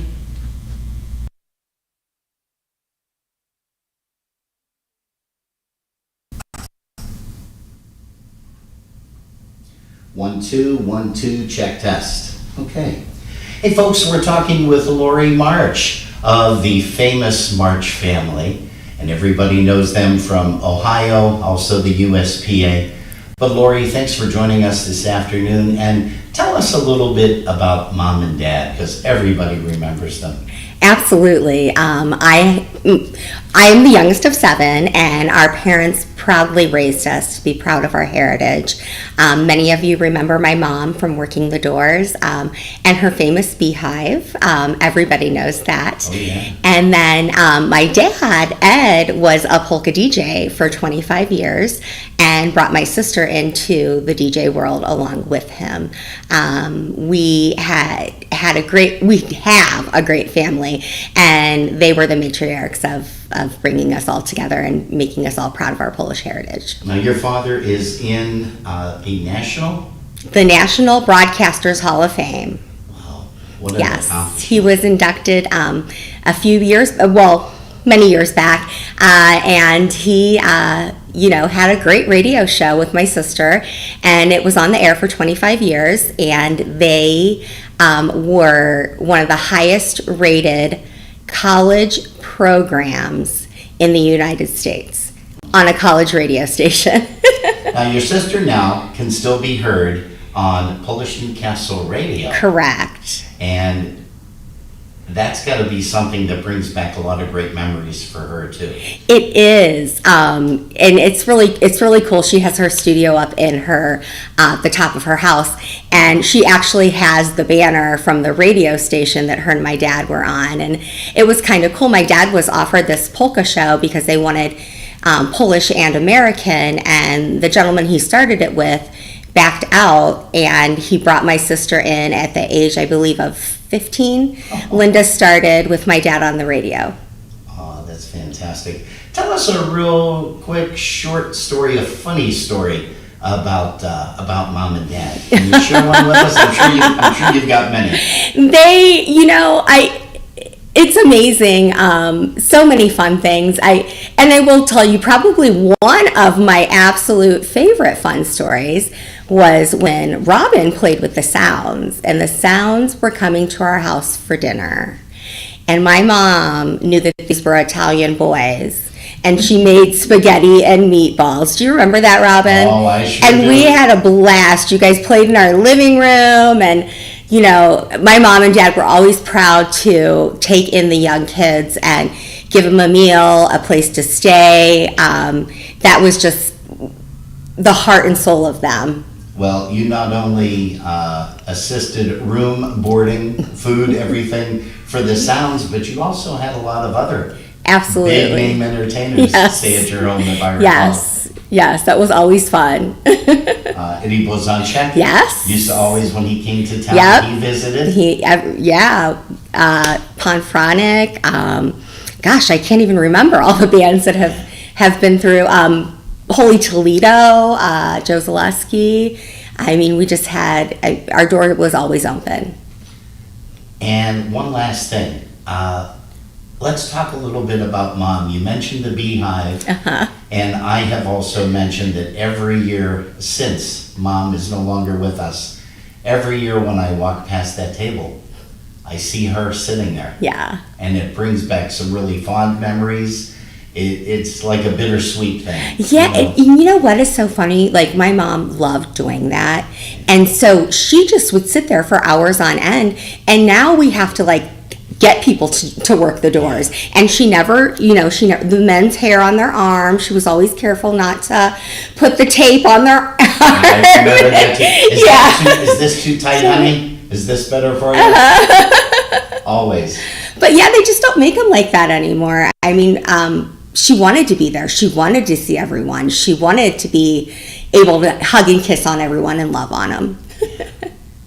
Well, Lori, thank you so much for spending a couple of minutes here with us. Your mom and dad have always had a special place in my heart, and I just want to thank you so much. We love you, and you and the rest of the family take care, and we will see you on the other side, which will be next year at the USPA, and I'm sure we'll see you in our travels at other locations too. Absolutely. Thanks, Robin. Thanks for remembering our parents. Good evening, Robin, and to the listening people of Polka's After Dark Show. My name is Zeniu Sula.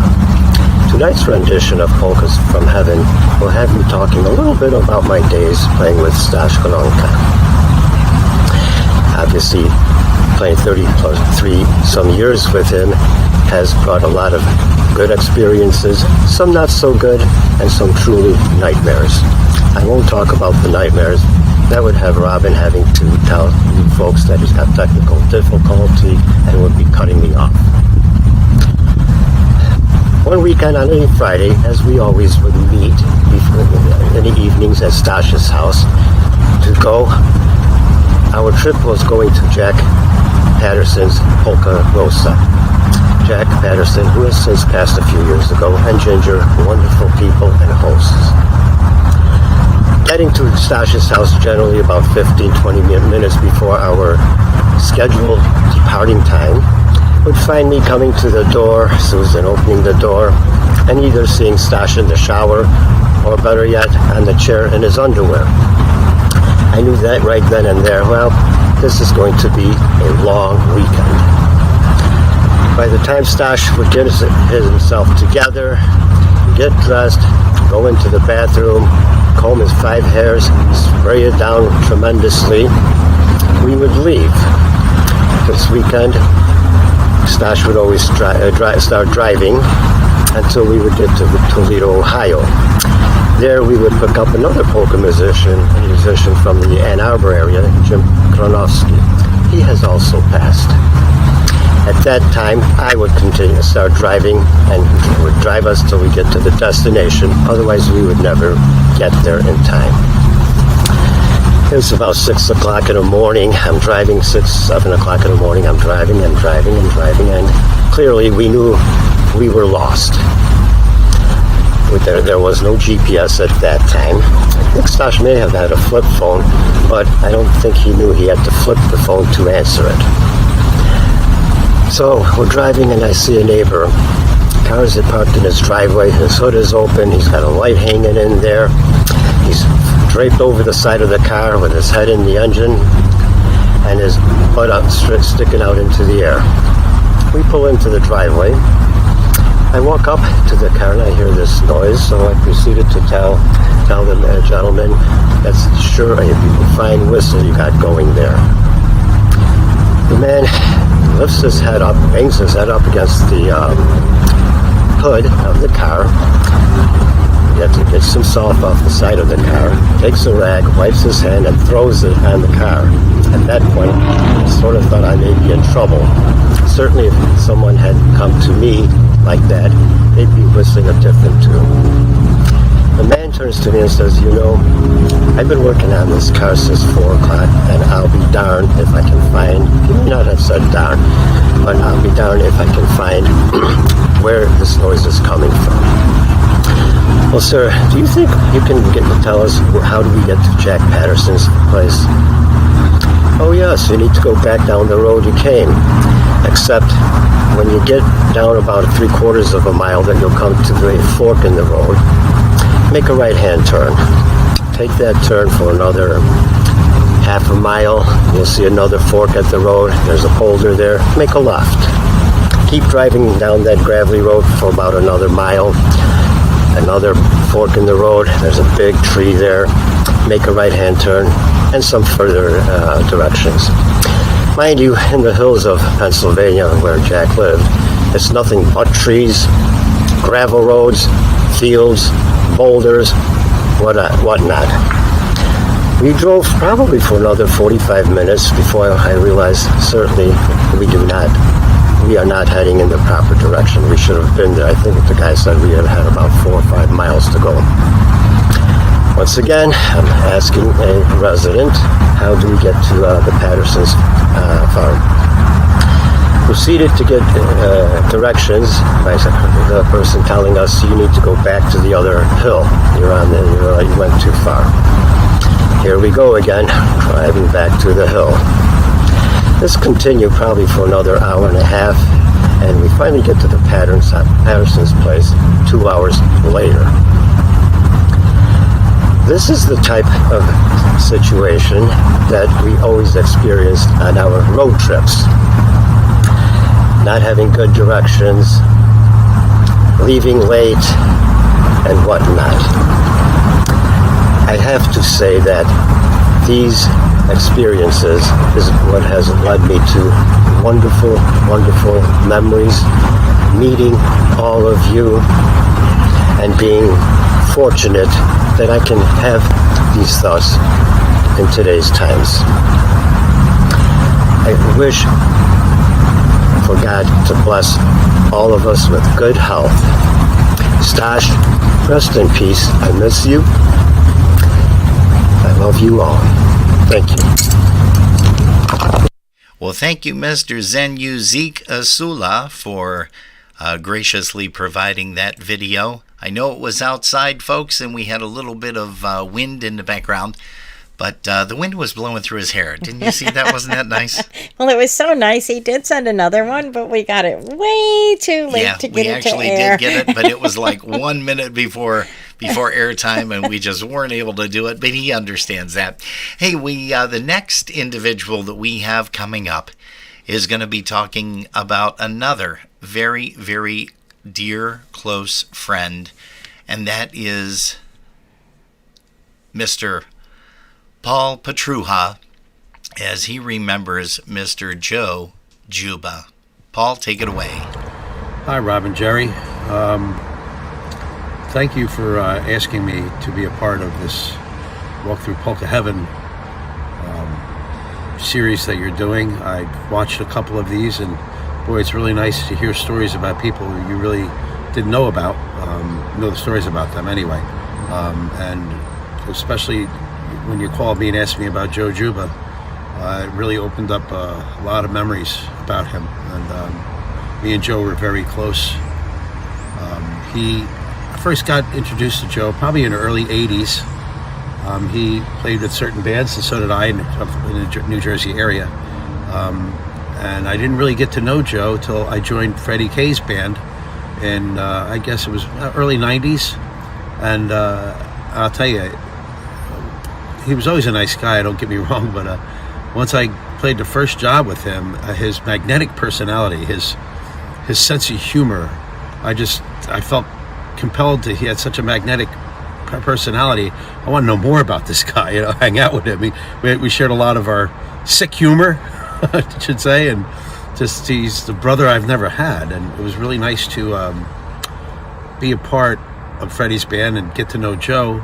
A lot of people didn't know that Joe was a CFO for a company called Telecordia, which is, from my understanding, he was like 8th level management. He was a big deal, very lucrative part of the company, and he would balance, I would say, his personality with being a funny person to try to make everybody laugh, and his sense of humor was above and beyond. You get to know Joe to understand him. I miss that guy, I really do. He like I said, he wasn't just a brother. I hung out with him a lot during the week. Besides playing in the band, we talked to each other constantly during the week. One of my favorite stories about Joe is we would leave each other messages, voicemails or texts. And there was one time that I didn't know that his office was being remodeled or something, and he had to move in with his boss, the big guy from the company. And those guys went out to lunch, and of course I was something stupid I was thinking of, and I left them one of these I miss you, or something like that kind of message.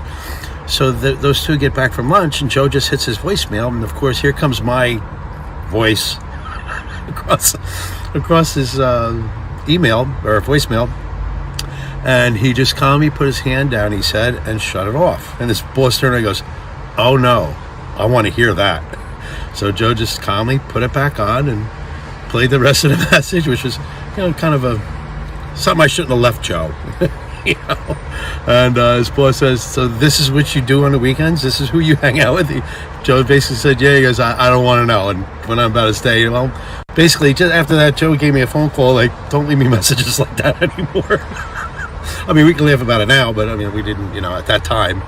But Joe is deeply, deeply missed. This is probably the 30th time I tried to make this video because I couldn't keep a dry eye. I don't know if it's human nature with me. It's hard. I had to just shut off that he passed. And with going through this in my memory, I might get starting a little bit of help.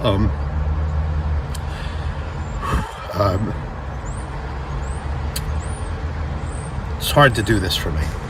I miss that guy with all my heart.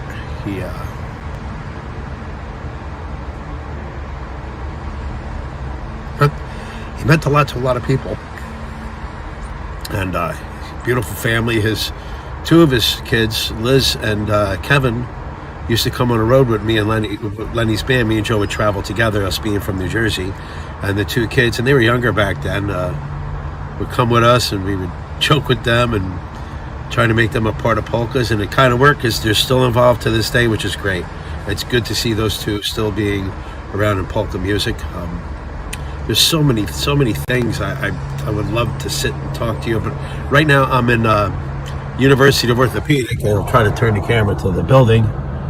My mom is getting neck injections and shoulder injections. She's 90 years old, and trying to keep her happy and healthy and sane. She has, we live together anyway. She has to be sane to live with me. But I just wanted to give a little snippet about Joe. He had the biggest heart. He would do anything for anybody. Just not enough I could say about that man that people don't know. I mean, the way you see Joe's the way Joe was. He enjoyed life. He loved life.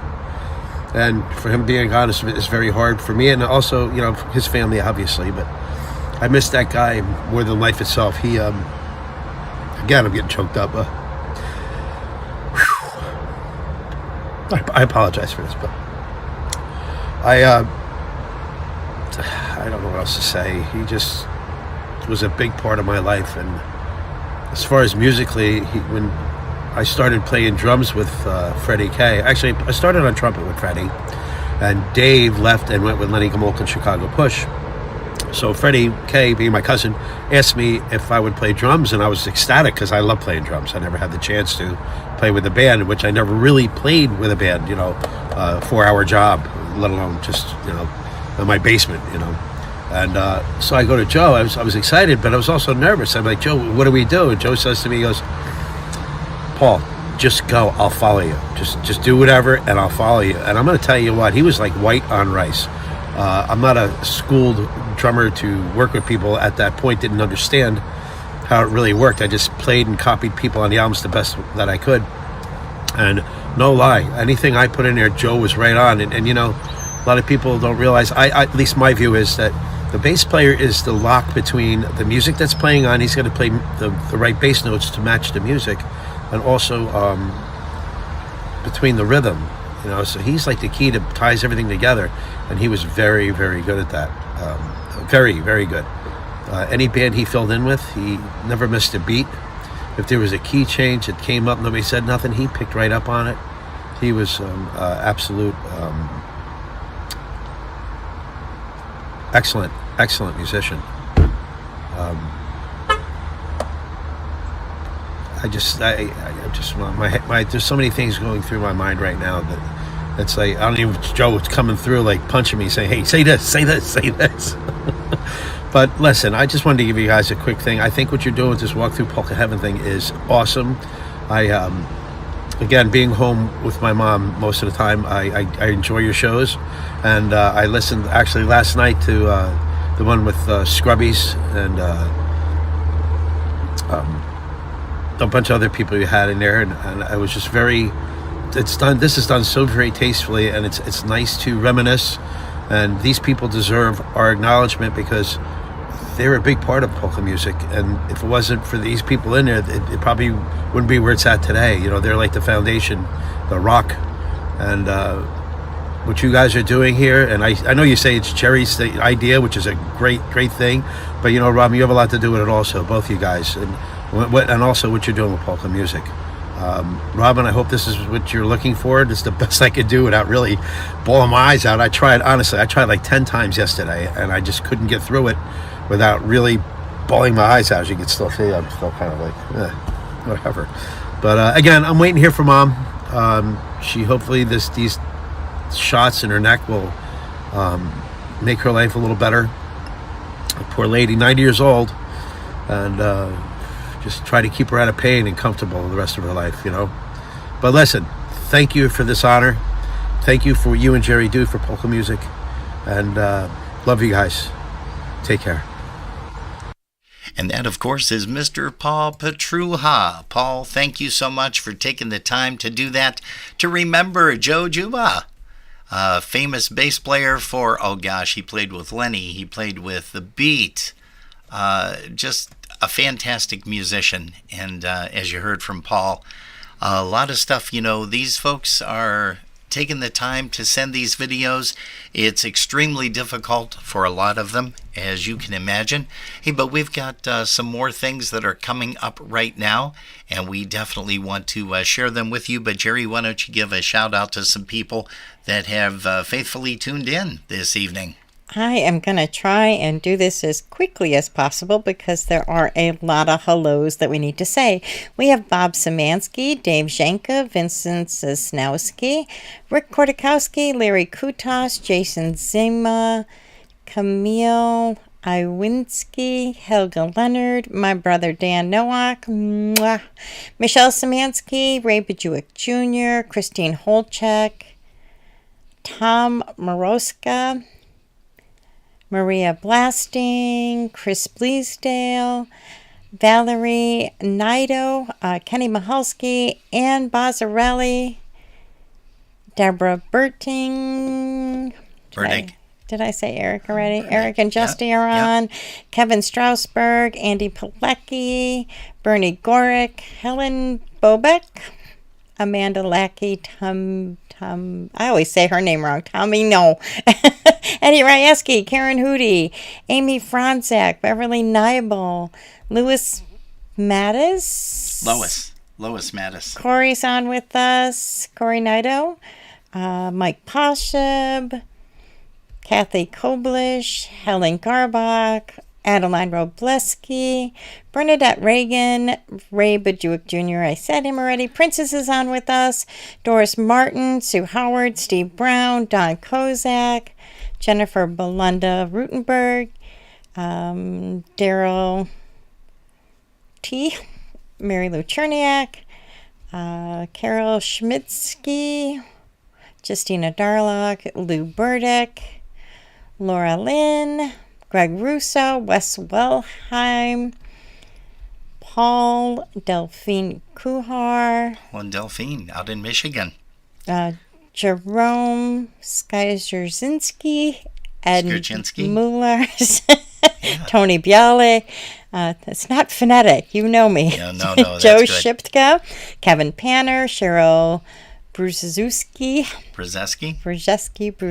I'm horrible. Okay, you know what?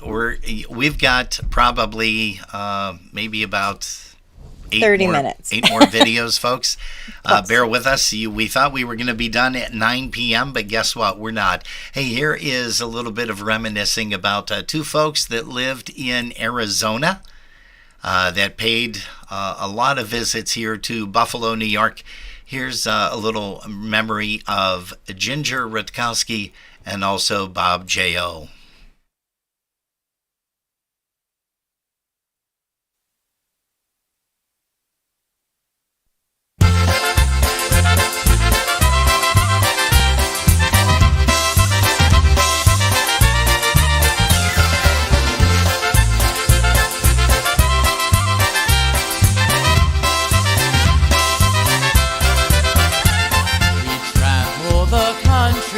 Playing polka music, East Coast to West Coast and places in between.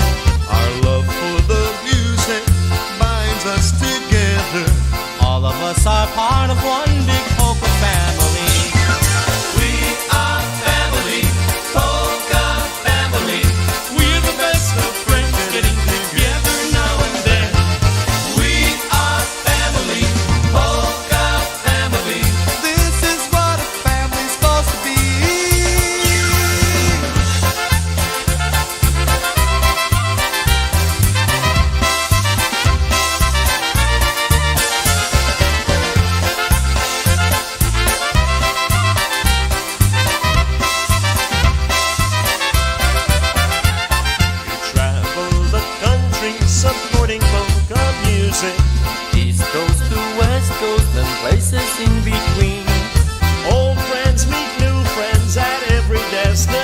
ocean, knowing that the parties and the good times never end. We are family, polka family.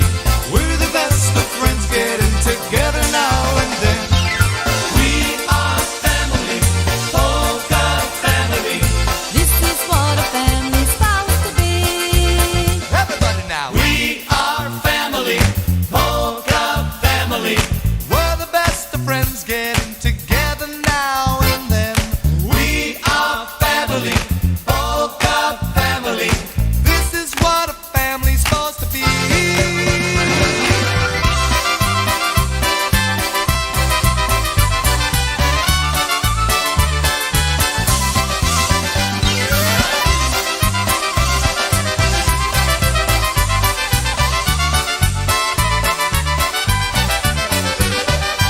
Hey, that's Polka Family with We Are Family as we remember Ginger and also Bob. Hey, folks, next up we have Ms. Kristansky as she is going to remember a gal that everybody knows, and that is Jackie Schmidt. Chris, take it away. Hi, Jerry and Robin. I'm here today to talk about Jackie Schmidt, who is well known as a community leader and civic leader in the town of Cheektowaga. She was very active in Cheektowaga with various Polish organizations. Her boss, Brian Higgins, called her Polonia's Goodwill Ambassador to Western New York. She had a cult following of friends who loved her in Polonia. She promoted many dances, bringing in out-of-town bands. Lenny Gomulka was her favorite and also used many of the Buffalo bands. She loved Dingus Day and was the point person in planning the pre-Dingus Day and Dingus Day festivities for the private Leonard Post, along with her friend Val Bukowski. Each of these events was very successful. She helped found the Cheektowaga Crab Apple Festival for families to enjoy at the town park. She served as a general manager of the Cheektowaga Community Symphony. Jackie was also a staff writer for the Ample Eagle Polish paper, where she wrote a weekly column on Polonia activities. She was a member of Buffalo Polka Boosters, Polka Variety, Cheektowaga Patriotic Commission, and co-chair of the General Pulowski Association under Brian Rusk, and main organizer for the Cheektowaga Polish American Arts Festival. Her goal was to boost the Polish culture, heritage, education, and tradition in Western New York. Her final public event occurred the day before she passed. She supervised the Pulaski Day Parade, which she did for 12 years. She was a familiar figure directing activities from behind the reviewing stands. You could say Jackie was in charge of all Polish events in Cheektowaga. In her memory, the town honored her with the memorial in Cheektowaga Town Park the year after she passed. A Jackie Schmidt Memorial Scholarship Fund was also established by Chairperson Barb Falcone, recognizing students who were instrumental in the community. The list could go on and on. Perhaps it's fitting, if in a strange way, that Jackie left us the day after the parade as if to tell us, okay, I'm done, all I can. Now it's up to you. Rest in peace, my friend. Hi, I'm Nick Naito. I'm here to talk about Roger Lachwella, the man, the myth, the legend. Roger started his musical career with Bob Sawicki and the New Englanders. A few years after that, in 1966, he performed with Happy Louie for about a year, I believe. Then, in 1969, he formed a group called the Golden Brass. They took the polka field by storm with their unique sound. They featured double accordions and double horns, and at that time, no other band had that instrumentation. They had a great lively beat, clean, crisp sound. It was captivating. I know it caught my attention. 2 years and several personnel changes later, the band was renamed the New Brass. My mother was an avid polka fan and dancer and would take me to see them every time they appeared in our area, down here in northeastern Pennsylvania, where I'm from. Being a proud mom, of course, she would tell Roger that I played the accordion and did quite a few of their songs. So on one occasion, I recall at the Wellwood Lounge, for those of you who remember that polka hotspot in Einan, PA, Roger told me to play Billy Bellina's accordion for him while they were packing up. So I did.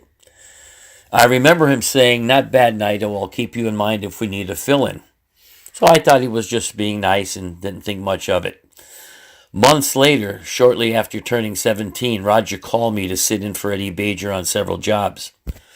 2 years later, he asked me if I would move to Massachusetts and join the band when Eddie retired. Roger was an amazing drummer. To be on stage with him it was an awesome experience. He's a power metronome. He provided a solid, steady beat right from the beginning of the song to the end of each song. His snare work was unique. He played things on the snare that I've never heard before. He had a really nice beat, used a lot of tight rolls. It was just great to be on the stage with him. And of course, Roger was a ham. He would put on a show, for those of you who knew him and saw him perform. When people gathered around the stage, he just loved to play. Offstage, Roger was a great person, happy-go-lucky, mild-mannered, and loved to joke around and have fun. I remember going to his house. We met there for all our road trips in Indian Orchard, Massachusetts. And he was like a little boy in his audio room, excited to share his latest acquisitions of polka recordings. He would transfer the LPs to cassettes for the road trip ahead. Yes, LPs to cassettes back then. Roger was a great guy to me. He never had an unkind word and was never harsh. I'll always appreciate the opportunity Roger gave me, and I do cherish the good times we had in the new brass. He was one of the best drummers to ever take the polka stage. Roger Lachwella, the man, the myth, the legend. Hey, we thank you so much, Mr. Nick Naito, for taking the time to do that. And Corey, his son, did all of the videography, moving all the pictures in and some of the video as well. So, Corey, we thank you so much for that. And now we are going to... It's time to bring up somebody very, very special, and that is Larry Chadwick. So right now we're going to start some things off here with Steve Brown as he remembers Larry. Hi everyone, it's Steve Brown again from Buffalo, New York. I want to thank Robin and Jerry again for giving me another opportunity to talk about someone we lost, unfortunately, way too soon. One of my polka heroes, one of my buddies, Larry Chadwick. 14 years ago, we lost Larry, I believe, at age 39, way too young. What I try to think about with Larry, though, is not to dwell on what we lost, but what we all gained. Larry's smile, Larry's laughter, he just filled a room. He was the big teddy bear, but especially to me, he seemed like a big brother to me. He always looked out for me.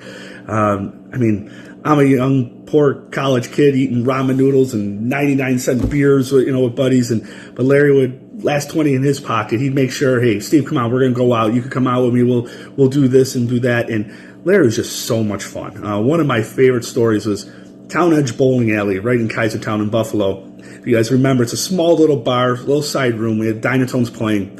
When they finished their set, they were playing some music, and it was a polka country song. And if you guys remember, Wally and his brother, he played fiddle. His brother would be on his shoulders. Well, while the song's playing, Larry gets behind me. He's like, Steve, get up on my shoulders. I'm like, what? Gets me up on his shoulders, and we pretend that we're playing the fiddle, running around this little tiny bar. I think everybody looked at us like we were just crazy. And that's what I loved about Larry. He loved to laugh. He loved to smile. He didn't care if he looked like a goofball, and he let me be a goofball. The biggest thing, he just was that big brother, and he was always looking out for us. What I also like, too, is just the way he was with Jerry. And I know Jerry up there, you did a video, and it's very difficult to talk about. But what he did with your family, and I see the way you guys have the post and how he affected you guys and how he affected all of us. But it was just great to see how he was with you guys, and I know he really did love you, and especially like stories when we went to Ocean City, Maryland. I remember went up with a buddy and had a little too much. We dropped him off at the room. Larry kept saying, "Come on, Steve, come out with us," and Jerry, and we were all having a few too many drinks, and Jerry turned to him and said, "I want to do some blanket karaoke." So Larry turns to me and goes, "Steve, I guess we're doing some blanket karaoke, and we tried to find a place, but we ended up at, I believe it was Secrets and In the Beach and Caribbean Band and the whole 9 yards. Great time. Larry's just was always a lot of fun, whether it's, coming over to my house, being on a couch, or Friday afternoons. And there's some stories. I think the statute of limitations might still be in effect, so I can't really go into that. But just all around, he was a good guy. I mean, I'm going to always remember that smile, that laughter, but always being there for us. And he made, when I started coming out to polka music, he made things so much more fun. Jumping up on stage with him and singing with Cityside. And actually that's how I got to meet him and Robert Robleski. They're playing together. And those are some of the best memories I'm ever going to have in polka music. And I want to thank you guys for this opportunity to bring him up. We love Larry all the time. We think of him all the time. I really do miss him. It's somebody that definitely had an effect on my life, and I know he did a lot of people out there, and we're definitely going to miss you, Larry.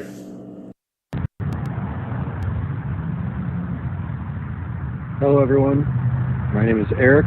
I am one of the ones that was lucky enough to call Larry my stepfather. He was a very selfless and fun-loving person. Just two little stories I want to share with you guys. Even though we never had pets growing up, I do remember a story or a time when we went to my uncle's house and there was a dog staying there. We couldn't find food, we couldn't find treats. So he had me hang out there while he ran to the store and picked up dog food and dog treats for an animal that wasn't his, that we had no obligation to take care of, but he still took time and money and ran over to the corner store and just grabbed a bag of food for him. And the other story of him always having fun was we used to play tag no matter where we were. If we were out shopping, if we were taking a walk somewhere, he would always just randomly initiate it. And it's probably some of the fondest memories I have growing up with him. Hi everyone, my name is Phil. I am Larry Chadwick's stepson. Although I was his stepson, he really left a lasting impression on me, and I refer to him as my dad, my father. He really meant a lot to me.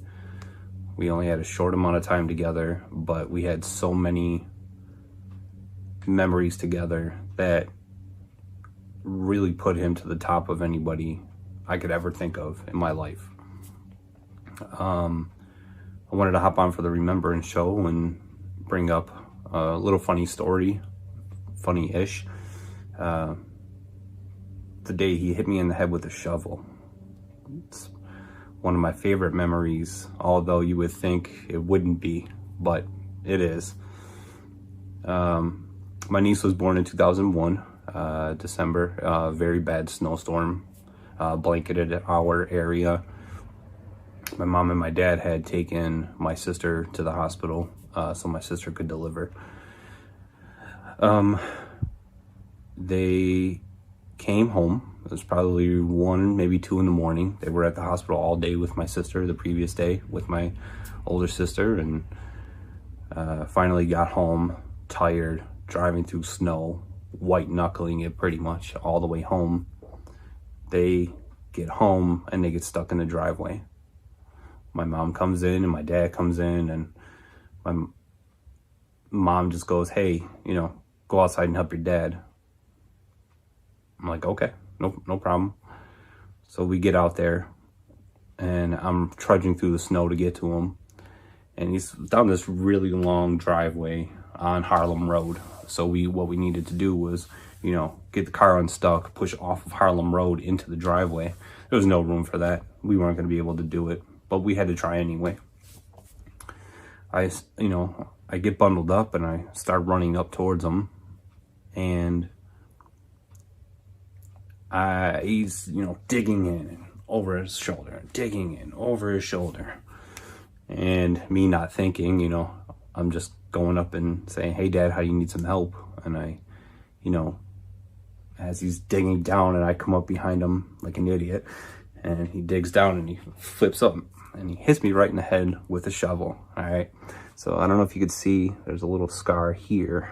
I know I have a big one there, but one right here. And as the shovel's coming up, you know, he hits me in the head, snow lands in my eye. And I'm covering up one eye like this, like, man, I just got hit in the head with a shovel. And my dad takes his, you know, his gloved hand and wipes out my eye. And he goes, all right, you're fine, get in the car. I'm like, okay, no big deal. So I hop in the driver's side and I start the engine, and I'm sitting there for a minute, and I started to feel funny, and my head was really hurting, and I started blinking a lot, and I couldn't figure out why I was blinking. And it turned out that when he hit me in the head with a shovel, my face was actually bleeding, so I had blood coming into my eyeballs here, and I'm like, wow, that's, you know, I'm looking at it at the time, I was like, wow, that's pretty hard hit he got me.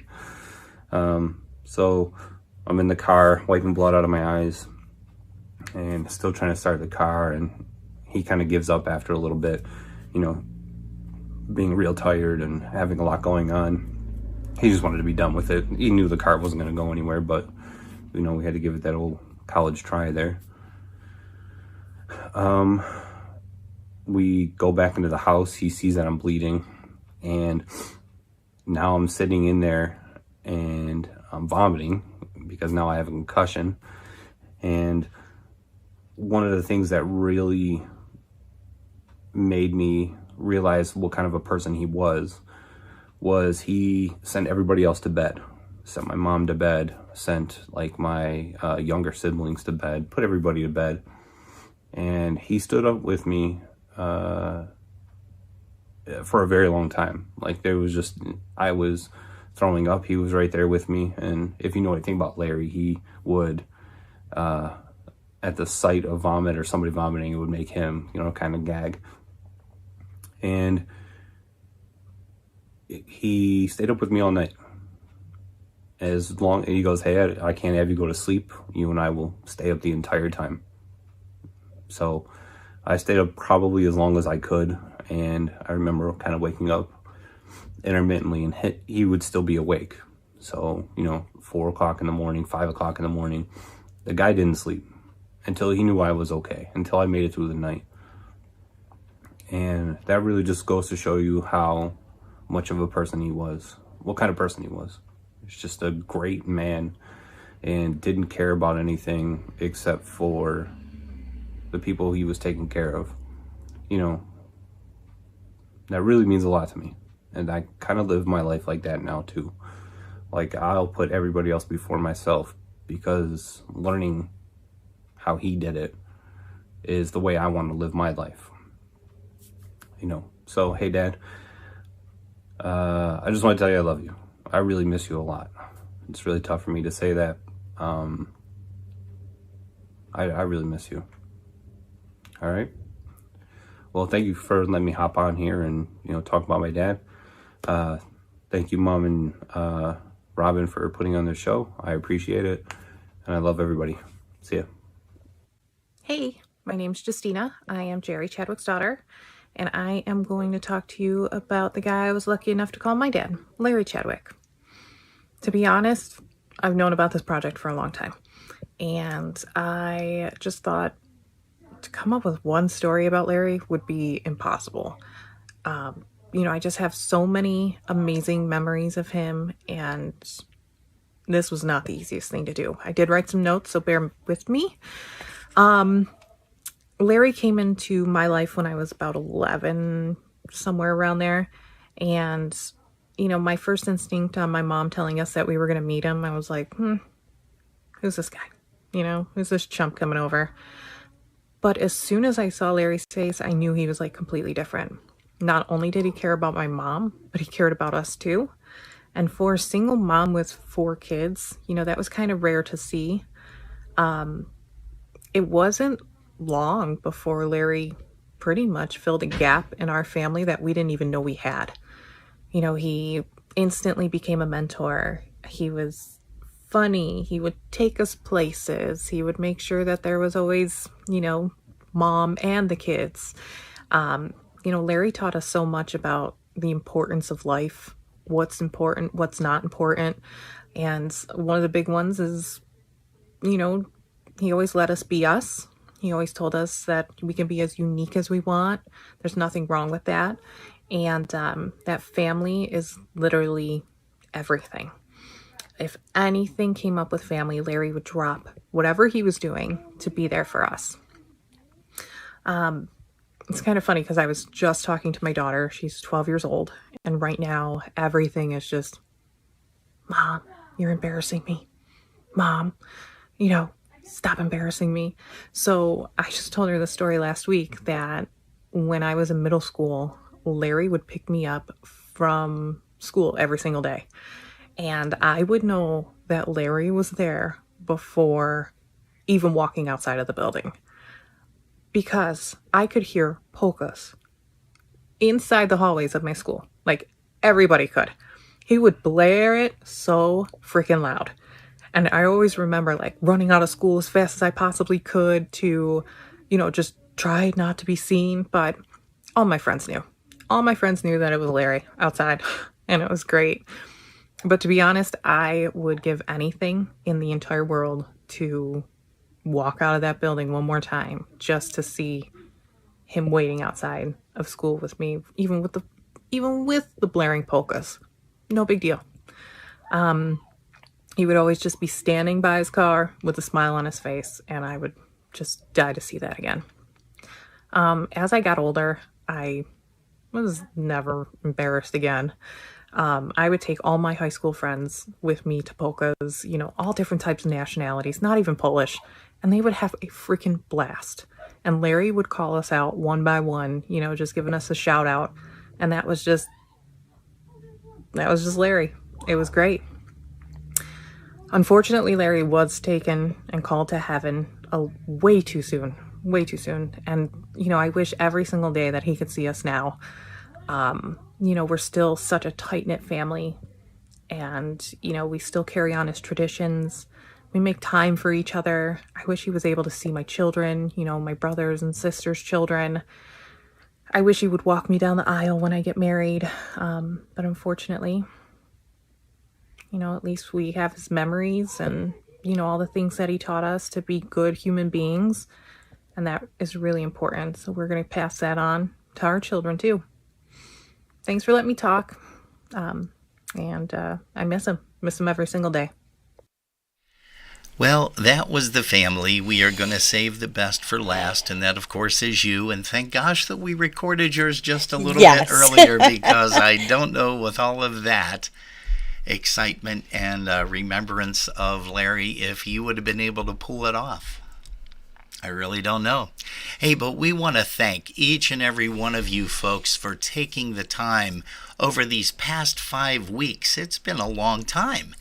And you were very dedicated. We thank you so much for everybody from Don Kozak that started everything off for us, all the way to the gal sitting next to me that's going to kind of finish some things off.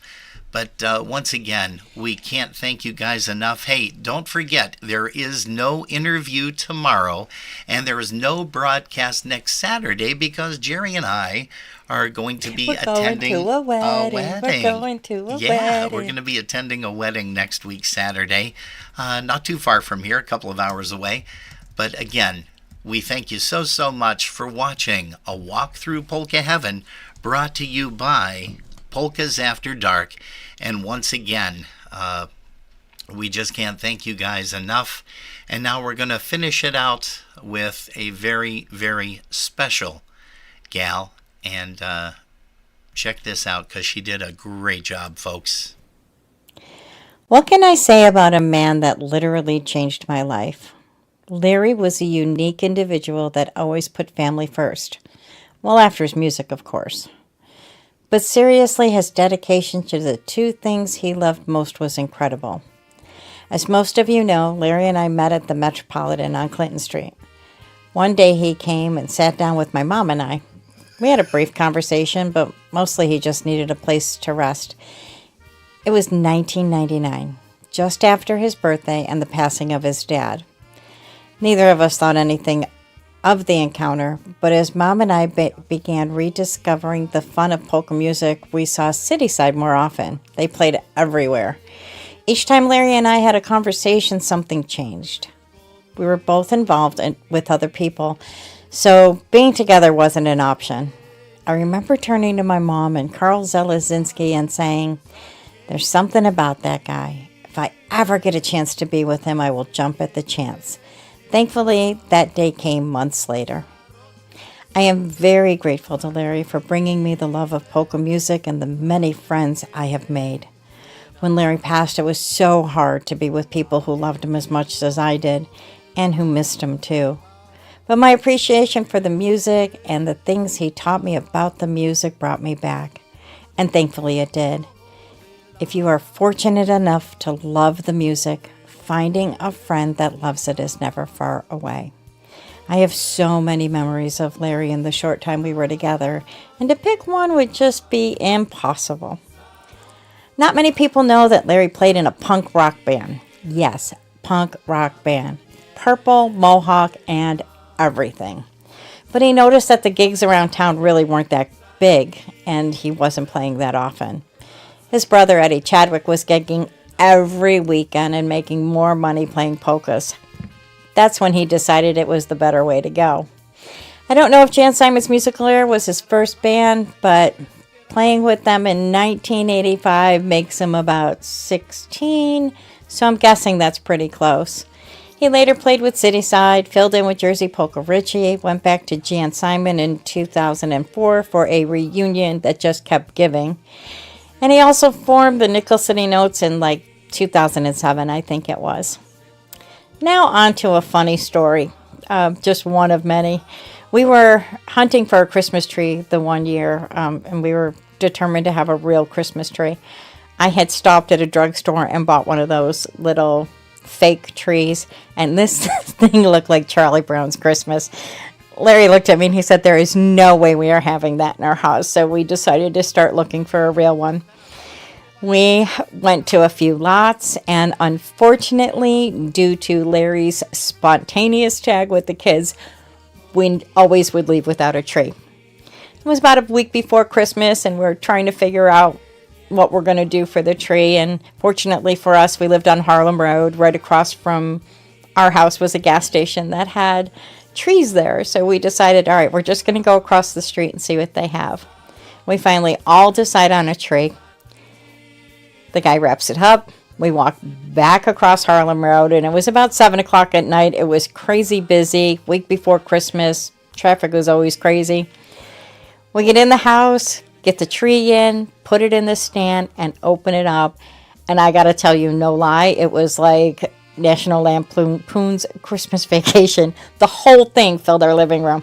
It was so funny. We laughed, and then we had to do so much trimming on the tree. It took us a long time to get the tree to look where we needed it to, and it kept leaning sideways. If I could have one last conversation with Larry, it would have to include, "Thank you for loving me, my chilla bites, and even my mini bites. Thanks for teaching me that love never dies, that death do us part exists, that people are very special, and friendships of any kind deserve nurturing. That from the simplest things, memories are made and cherished. That life changes, but not always the way you expect it to. And that being true to yourself is hard work.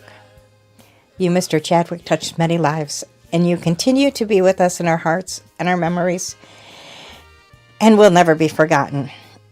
I am sure you are standing in front of the band with your mom, dad, brother, and all the other friends that have joined you, listening to your polka heroes, like Eddie B., Marion, Jerry, and Jan, and actually jamming on stage alongside them every once in a while. Love and miss you.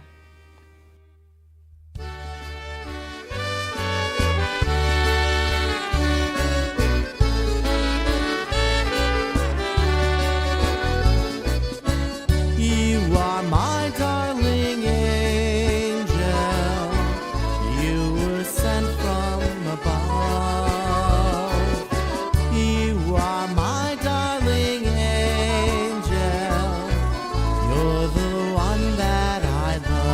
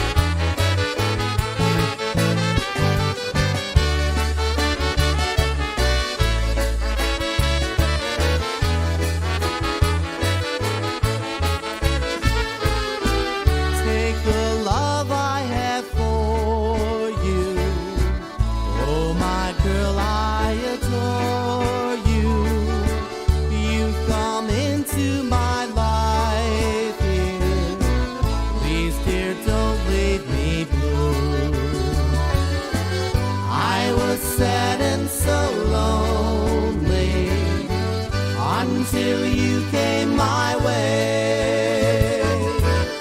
You are my darling angel, from me don't go away.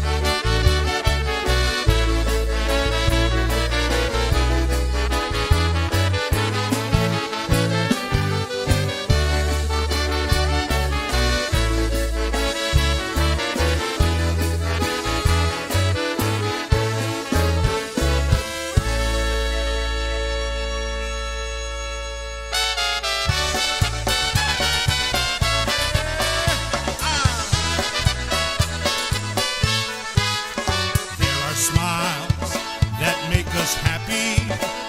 There are smiles that make us blue. There are smiles that steal away the teardrops as the sunbeams steal away the dew. There are smiles that have a tender meaning that the eyes of love alone can see. But the smiles that fill my life with sunshine are the smiles that you give to me.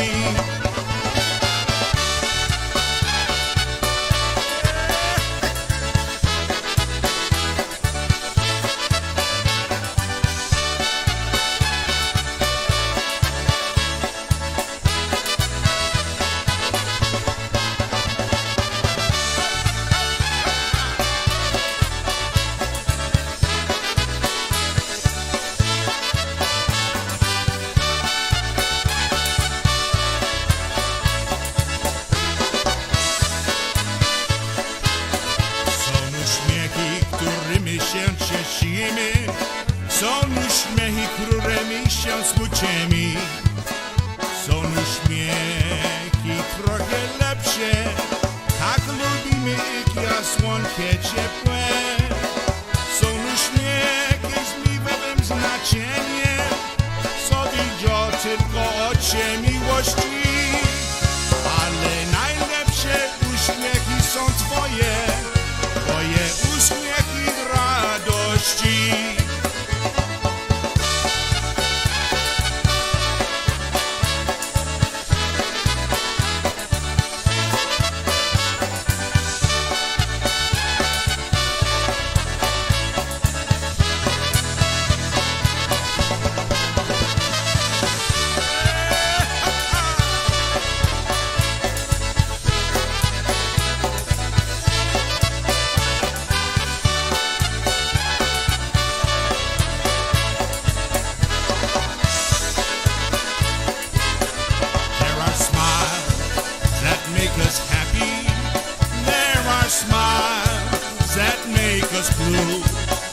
There are smiles that steal away the teardrops as the sunbeams steal away the dew. There are smiles that have a tender meaning that the eyes of love alone can see. But the smiles that fill my life with sunshine are the smiles that you give to me.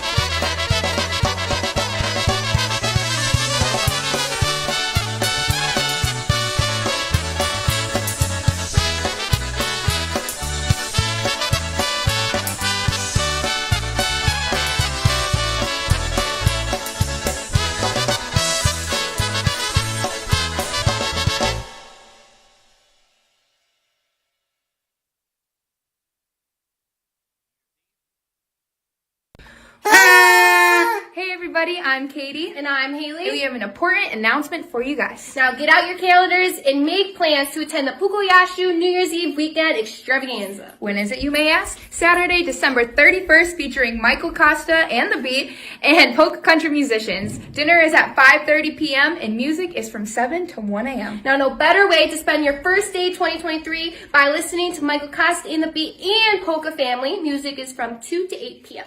Deadline is November 15th, so don't delay. For more information and details, call Michael at 908-209-9843. Or call Jeff at 518-281-1587. Hope to see you guys there.